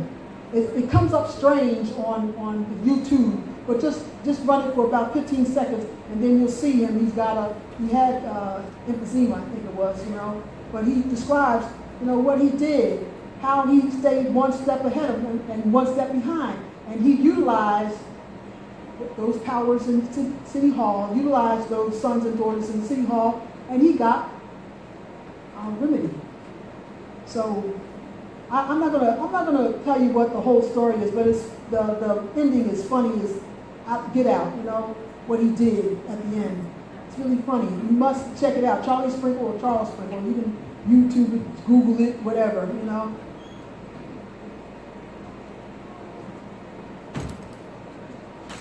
All right. I think we sort of went over 6. Number 6 says, what is a precept? And can I get a... What is a precept? Come on. Come on. It's an open book test. You can open the book, read it again. A precept. What is a precept?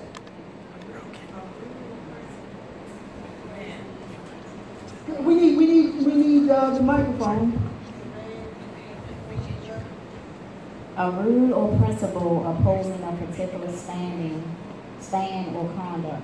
I got a bit of it. All right. Isaiah, did you look up precept in Black's Law Dictionary?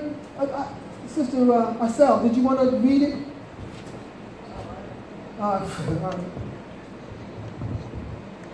This is American Heritage again. A rule or principle imposing a particular standard of action or conduct.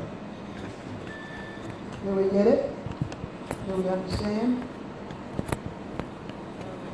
Yes? No, I ain't hear nobody say nothing yet. Yes? No? Islam? All right. A commandment in writing sent out by a justice of the peace or other like officer for the beginning of a person or record before him. A command. Right. A precept is a command. You're commanding them to do it. And why can you command them to do it? Why? Huh? Because we're the law. Yes, and we're the lawful government. We just haven't been exercising it. That's why I'm going to say it again. A consular court. We're moving it from their jurisdiction and putting it in our jurisdiction. But in order to be a consular, you must be competent. Islam? And then by going over these things, breaking them down to their smallest parts, I'm trusting that it will open up and flower for you. I'm just trusting. Because, this is how we got to be. How, the uplift and fall in humanity. By teaching, how do you uplift fallen humanity? By teaching them to be themselves. Islam? So, all right, we've done precept. I don't know, what time is it, Sister Nailah? 9:30. 9:30? How long you want to go to? 10. All right. I trust it, just always say.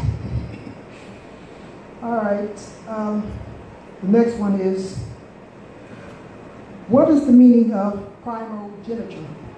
What is the meaning? What's that again? I'll spell it for you. All right, please.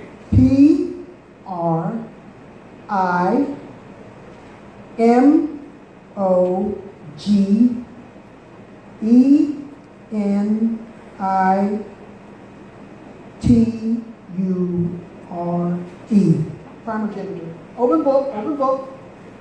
Let's read it. Open book. It's an open book test. Come on. Primogeniture.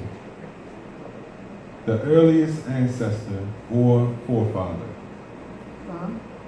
Islam.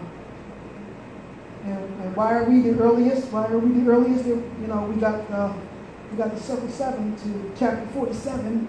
You know, chapter 47 tells us why. Why? Anybody want to be why? Somebody want to be why?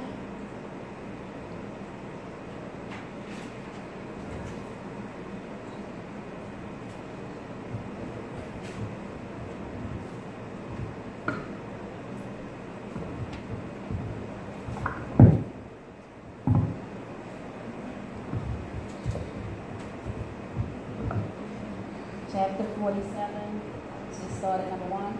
Yes. Okay. Chapter 47, Egypt, the capital empire of the dominion of Africa. 1. The inhabitants of Africa are the descendants of the ancient Canaanites from the land of Canaan. 2. Old man Cush and his family are the first inhabitants of Africa who came from the land of Canaan. All right, you can hold it right there. That's the first. They are the first that were here. It says ancient forefathers. Is that not what it says? Yes. Earliest ancestors. Those are the earliest, and like I say, that's an affidavit of fact. Nobody has refuted it or rebutted it. Nobody. So that stands as law. So if you know who you are and where you're descendant of, we're descendants of Moroccans born in America, all right? So if you know who you are and that this is your ancestral estate, why aren't we utilizing it, being it, doing it, whatever? Why are we not doing these things? Because I'm saying, you know, being ignorant of the law. Let's get unignorant. Let's know. Let's have the gnosis of what this is about. This is our lives, all right? From our lower self to our higher selves. Islam? All right, let's see. All right, I'm trusting that we know what primogeniture is. I'm trusting that we're going to study what this is. We're going to know what this is. We're going to be this. Because that document says so. It's an affidavit. All right? Islam. What is the divine constitution and bylaws of the Moorish Holy Temple of Science? Now, one of the first precepts on that is that the chairman, the grand chief and chairman are empowered to make law and enforce law. Now, that was supposed to be their position, and that was the answer to your question, you know, why in 1954 they didn't do it. They are to make law and to enforce law. There was nobody to do it. Nobody did it. And by us declaring our nationality, being Bays and L's make law and Bays enforce it. Know who you are. Know thyself. So let's get on with these things. 1954, how many years ago was that? Come, somebody, quick. 63. 63 years ago. And we're still in the same position that we are 63 years ago? I don't think it's that badly, because if I'm to go about on what's on YouTube and I'm seeing all these Moors proclaiming and saying, as his little brother, it's just 48 seconds long. He says, know the land, know the law. He demonstrates, it's like 48 seconds long. You're not, this is the Nile, this is Africa, this is your home. You never traveled over here. What are we? We're descendants of Moroccans and born in America. And that document, the Circle 7, demonstrates that they primogeniture, our ancient ancestors. So we were always here. And like I say, we've been given the flim flam, the bamboozle. I don't know what else Malcolm said. A whole lot of, we've been tricked, hoodwinked, and we've been under the tribulation of belief. Santa Claus, Easter Bunny, Tooth Fairy, all these, Let's grow up. Islam, question? Yeah, it's agreed 30 years to find that out. Give him the mic. Can I get some water? Yeah, Islam. It took me 30 years to find out what's really going on. It always starts home. We take a village to raise a child, and the village is not talking. Right.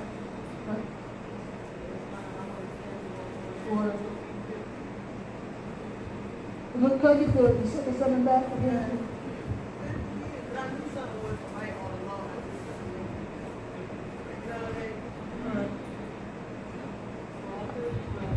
Thank you.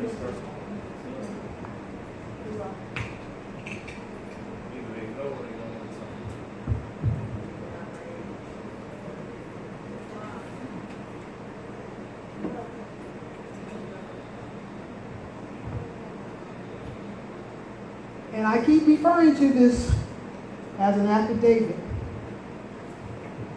Chapter 23. I use that quite a bit, but I've been going to the temple and humbling myself.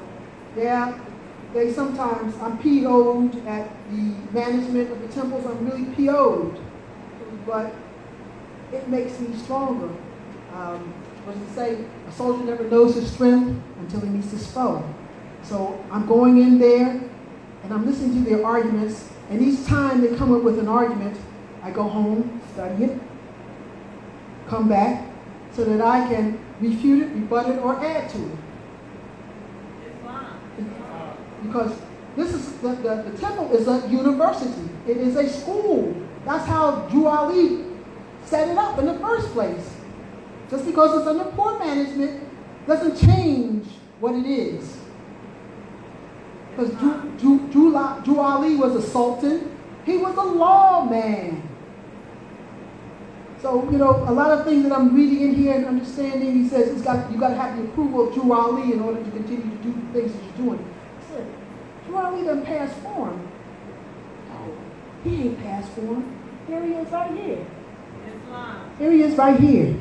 And he's in other books too, I just brought two of them, but he's in other books too. Pamphlets, the Moorish literature, he's in there.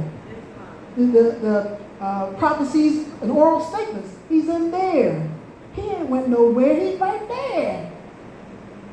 So that's how I perfect myself. It's sometimes, but see, like, I gotta, as it says, I have to navigate, circumscribe my passions and desires. And I've been learning how to do that because I'm just going to give you a personal or anecdotal relation. I was getting ready to board a bus and my eyes aren't that great. And I couldn't see what it said on the sign, and the bus driver says, "Can't you read?" Wow. Normally, I would have been done cussed him out, That was the old me. Lower self. Yes, lower self. I would have said all kinds of things that he wasn't but a child of, the Most High. I would have been doing that. But I said, no, I got to circumscribe my passions and desires because it is the making of me, the mastering of me that is necessary here, not of him. He's just giving me a test. Can I pass the test with an A, or am I going to flunk this test? I got to pass this test because I don't want to repeat this cycle again. I personally don't want to repeat this cycle again. I've been here 7 times before. I don't want to repeat this. I'm trusting that I'm getting it right this time. Islam? Because it says,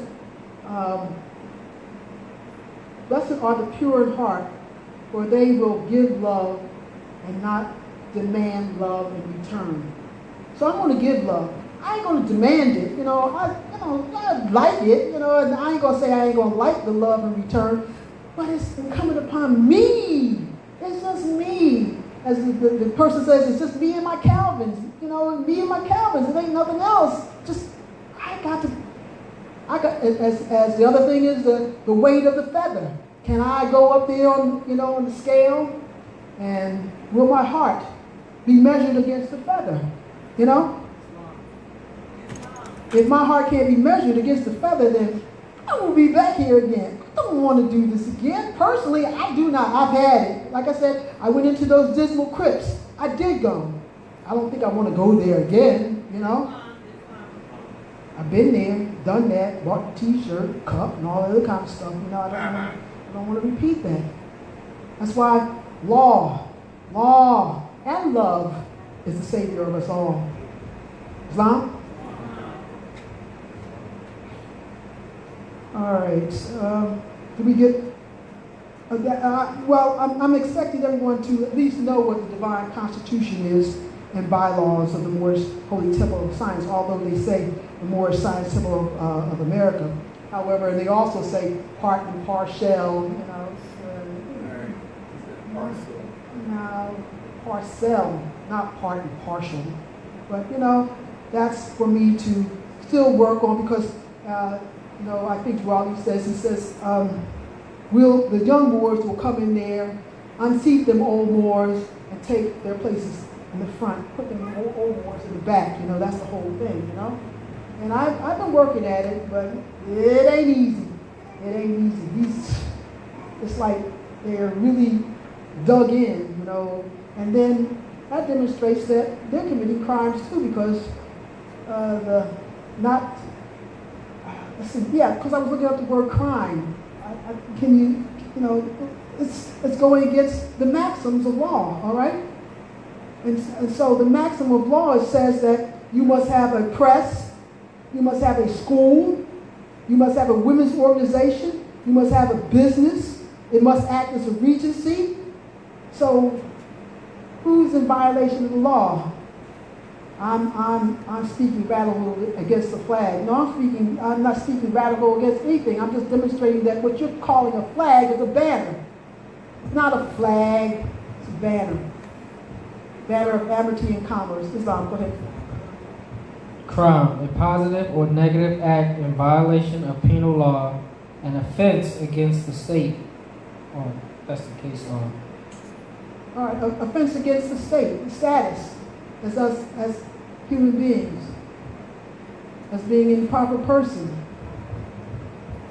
in personam jurisdiction, Islam. All right, so I'm trusting that we are growing into these questions so that we can be who we say we are, Islam. So that, you won't be asking me questions, you'll be asking questions of yourself. How can I solve this problem?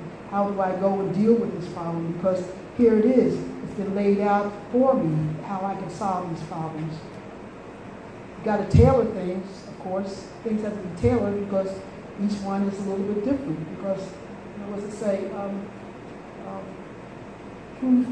A man is truth strangely mixed. No, man is false. No, how's falsehood and truth strangely mixed? Man is truth and falsehood strangely mixed.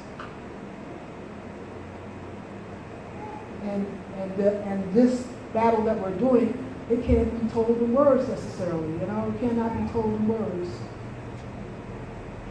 I didn't know that I was going to go through those things that I went through. You know, I did not. But I did. Islam. But like I said, I wanted to be seasoned. I wanted to know these things. I wanted to do like Yeshua said in the Mysteries of the Silent Brotherhood, to be able to succor people. Islam. So when you were like going through your experiences, we know that our documents and writs and affidavits precede us before we get there. And then we know we're dealing with people who use legalese and arts of words and all those things. Mm-hmm. And they say silence can either be consent, but I've also heard it being used in another way as well as power, position of power. Mm-hmm. You say what you need to say and then be silent. Right. So how do you know when that's the time to do that? All right. Because then they try to bait you again. All right. But see, like, they've already given you the clue. Anything you say and do and will be used against you. So don't give them anything that will be used and said against you in the court of law. Don't give them that, all right? So that's when you're silent. Don't let them prepare a case, a suit, so that they can bring it up with all these charges, because the charge is going into the ancestral estate account. You don't want to give them anything. You're silent in that moment. And then when you speak up, it's that you're declaring yourself. Islam. Islam? You know, like I say, this is the guide. If you read this guide, if you read these instructions, and observe these instructions, observe these laws, like I say, ignorance of the law is no excuse. If you observe these laws, he's just about answered everything that we could have possibly gone through in this time. He's a prophet. He saw these things ahead that we were going to be confronted with, all right? He saw these things. And he prepared the way. Because like it says, the master has gone that way, so it's been clear cut. And all who go that way know that he has gone that way. It's clear. So like I say, exercise your five senses by reading these documents, knowing these documents, putting them on your dial plate. Be that what you say you are. Islam? I don't know. How long? What's long? What time is it now? That's it? 9:48. What, another 10 minutes, or is that it? Wrap it up? No, you can go ahead. All right. We go till 10:30, actually. Next year, you said? But anyway, I've gone over the questions in Unit 1. There is questions Lot 2, Lot 1, Lot 2, Lot 5, 6, 7, 9, 12, yeah, it goes up to 12. It goes up to 12, all right? And like I say, this is an overboard test. Test yourselves. Test yourselves. This is our time as Moors to march on. Don't be, we want to be evenly yoked. We don't want to have to drag somebody, because we're not evenly yoked if we have to drag somebody. So study, study, study. When you study well, yes, what to study next? Study yourselves. Islam Moors.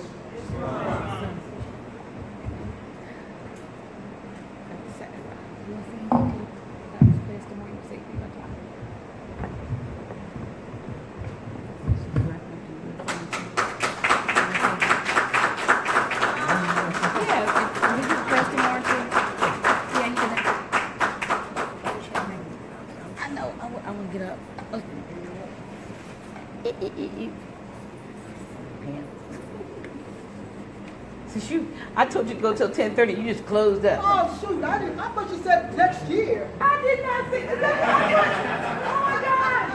But anyway, listen. Hi everybody. It's live. I wanna. I have to got my shoes on. Oh yeah. I'm here.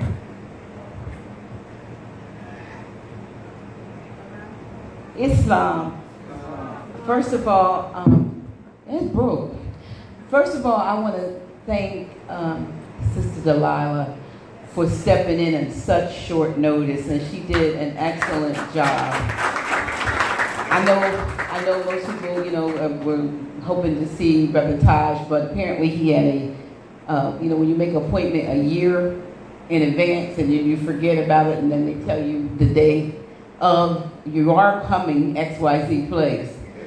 Because he and I talked like 3 times this week just to get the subject matter together. And I think he was so taken aback that he even forgot to tell me. It was a Sister Mary from New York territory that texted me and said, I understand Brother Taj is going to be in Harlem. I'm like, no, he's not. Then I thought, well, maybe I'm going to call and see what this is about. And of course, he and Brother Severe, they are in New York, and he will be back here the beginning of, what's the next month? August. Of August. So, my apologies, but I don't know why I'm apologizing, because we got information and education on educating in some areas that some of us probably did not know. And it takes a lot, to just stand up here in front of people and teach, and then you're talking to people all over the place. But I want to thank you. And I also wanted to take a moment to bring my brother, our brother, Seton Ra up, since he's in the house and she didn't relinquish the mic, because he has class at York House in PA, twice a month? Brother Seton Ra, with his Too Much Swag shirt on. He's got class coming up tomorrow, right? So I wanted to make sure that you address folks here. They might want to they want to come out and partake. Ambushed. Get out the way. Ambushed. That's not bad. Yeah, we tomorrow we have class at the York House in Philadelphia territory. 5325 Old York Road, 12 o'clock to 4 o'clock or whenever we stop. Tomorrow's subject is going to be on chapter 21, Surface of the Holy Quran, and a document that I put together called the Moabite Woman. So we're going to talk about Islam. Yeah, we're going to talk about the Moabite Woman tomorrow. And I just got a phone call a couple minutes ago. Some of y'all know that earlier this year, April 1st, we were supposed to have a Moorish masquerade ball. And due to lack of support, I canceled it. Because I wasn't about to spend so much of my energy to put on a big ball for everybody else to come out and have a great time while I'm sitting in the corner pissed off. And when we canceled it, in my mind and my heart, it was done.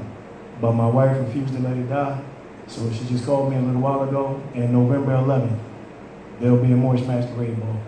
So I'll get some more information, and tomorrow I'll put the information out, and then we'll put together a flyer and get it posted to my page that I barely use on Facebook, the Canaan Moors Land page on Facebook, and then the other page that we can get it put on. So November 11th, Moorish masquerade ball, same way the Prophet did it way back in the 20s, Islam. If you have any questions or, you don't have to leave. I'm not going to give you that you don't have to leave, you can go home thing, but because most of the time when Brother Taj is here, you all know we here till I get home, it's midnight. So we get home, good time. I really appreciate that. And I want to take this opportunity. I guess most of you heard what happened to me while I'm moving around like I'm going to say 60-something, but I am. But I was hurt in a fall in June. And as a result of that, I had to have double. I have anybody in play sports and run. Well, I had a double quadricep rupture. So, as a result, look, just so y'all know, I was cut both legs like this. And when your quadricep comes from your, detaches from your tendons, you can't stand up. I find out you need that muscle that runs down there. But I'm grateful. That happened on June 7th. I think I'm doing good considering I'm a 62-year-old woman who's, walking less than 8 weeks from having that type of double surgery. But I'm grateful for prayers and for the positive energy. Not only for you, but even for a lot of people on Facebook have been sending me positive energy, even from across the pond. So I'm really grateful, and I'm getting better, but I'm a little shaky. So, but we are really grateful for this venue, and we want to keep this venue going. And so, I solicit, as well as Brother Taj does, your continued support, because the only,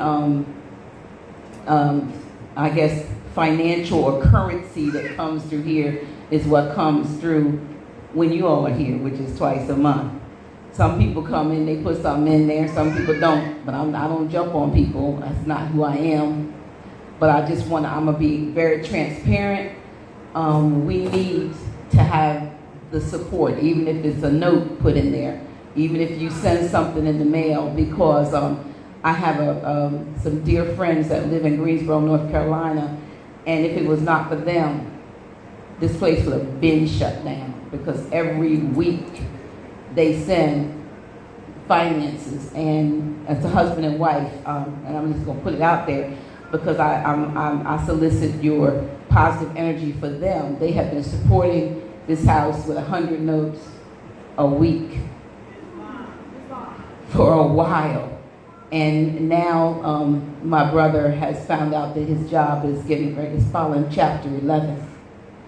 And there have been times on this he's an airline, I want to call him an airline, he's not a pilot, he's the one that supervises the maintenance all over the place, and he also is the one that certifies whether planes are flight worthy, like the 747s and all that. He needs a new position out there, but his Job has at sometimes not paid him for weeks. But as soon as the funds came back, they were back. They sent me a text today and said, we'll be sending you something on Monday as soon as they pay him, because he normally gets paid on Friday. But we don't know how long that's going to be. So they've been supporting half of the finances that it takes for the last about 3-4 years. And when I was a pastor, they were pastors under me. When I woke up, they woke up with me. And they started supporting this place. And what you have is partly because of what they do. So, I just solicit your continued just positive energy for the Smiths. They have been keeping it going, and if anybody out there knows of a Job where he's in Greensboro, but I think they'll travel if they have to, because he's bilingual. Brother is bad, and then she's an accountant, and they really care about making sure that House of Reawakening Minds is here for you guys. So I appreciate anything anybody can do, because now, even now, eventually. Somebody told me today, I went back to the store where I fell, where the mall is, where I fell, this week for the first time since the accident. And I met a little young lady at the register, the cashier. And so I went back to take something back today. And so she told her colleague, when I walked up, she said, she's about to get whopped. I didn't know what that was, right? Well, I found out, but if that is the case, I would gladly pay every note that it takes to run this place. I'm going to do what I need to do to make sure this place is here. But until guap comes,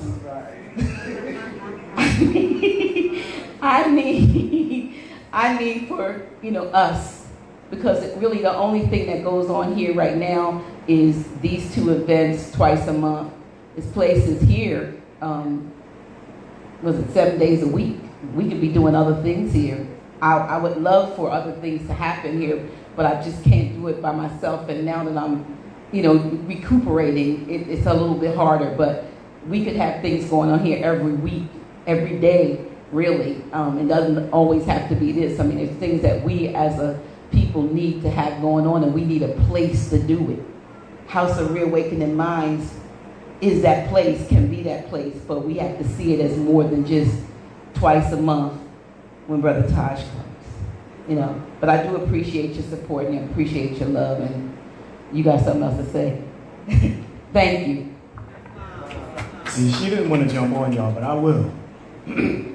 Just by show of hands, how many people been to the York House before? How much did I ask for you to come in the door? Zero. Nothing. Right? You know why? Because the York House is not my place. Right? So we put on the paperwork, donations are accepted, but not mandatory. Right? I've said this 1,000 times at the York House. I'll say it here at the House of Reawakening Minds. I've never taken the donations from the York House. From the time I started in November 13, all of that is still there, except for what we may have given to guest speakers who come in, to anybody who we might have flown in, or anybody who needed assistance. Me personally, I've never taken it. It's not my place. Right? This is her place. No, this is our place. Y'all get what I'm saying? I'm not gonna argue with her. Me and her fuss later. But this is her place, right? And she has to keep it open. Now, we're just gonna count the people in there.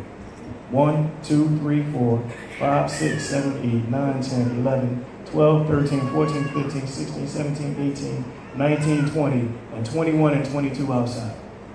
If everybody in here would have put 5 notes in there, that would be over 100 notes.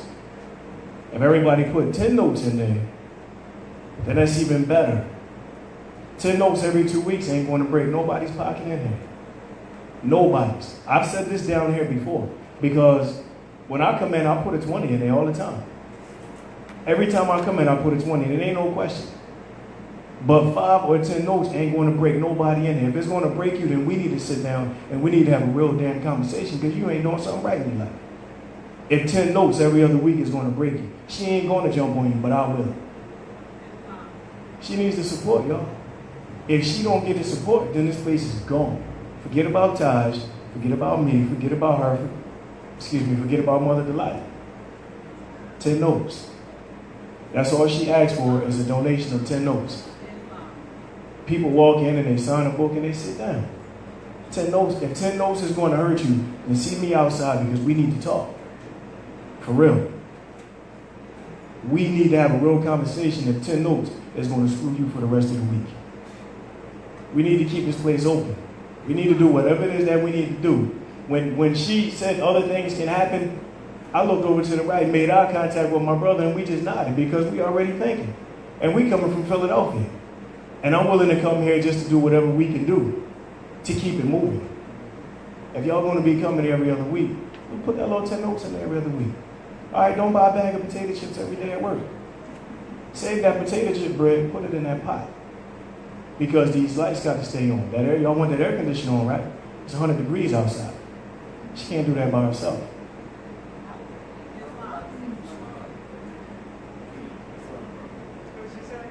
Yep. But since they want to know what you said, she said the damn hot water heater broke 6 months ago.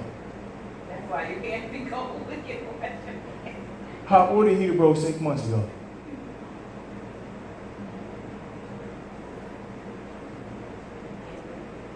Can't do it. Why can't we do it? How much a hot water heater cost? Anybody know how much a hot water heater costs? $400. How much? $400. How many gallons you need? I got half. I'm saying it right here. The camera's rolling. Facebook is rolling. I got half. Y'all put up the other half. Thank you. Thank you. Thank you for coming. All right.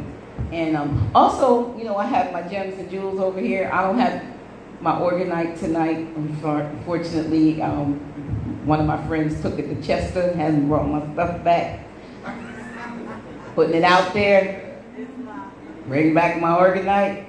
But anyway, I have some other things over here. And those are the things that I do on the side to try to help supplement what I need to help run this place. So if there's anything over there that mostly it's of interest to ladies without the organite, then please, check out the table before you go. And all the brothers that have ladies, yeah, we like gifts. Yeah, we like nice little gifts and trinkets, and I don't think I have only one or two things that might be over 10 notes, but most of it is under that. So, thank you, thank you, thank you, thank you.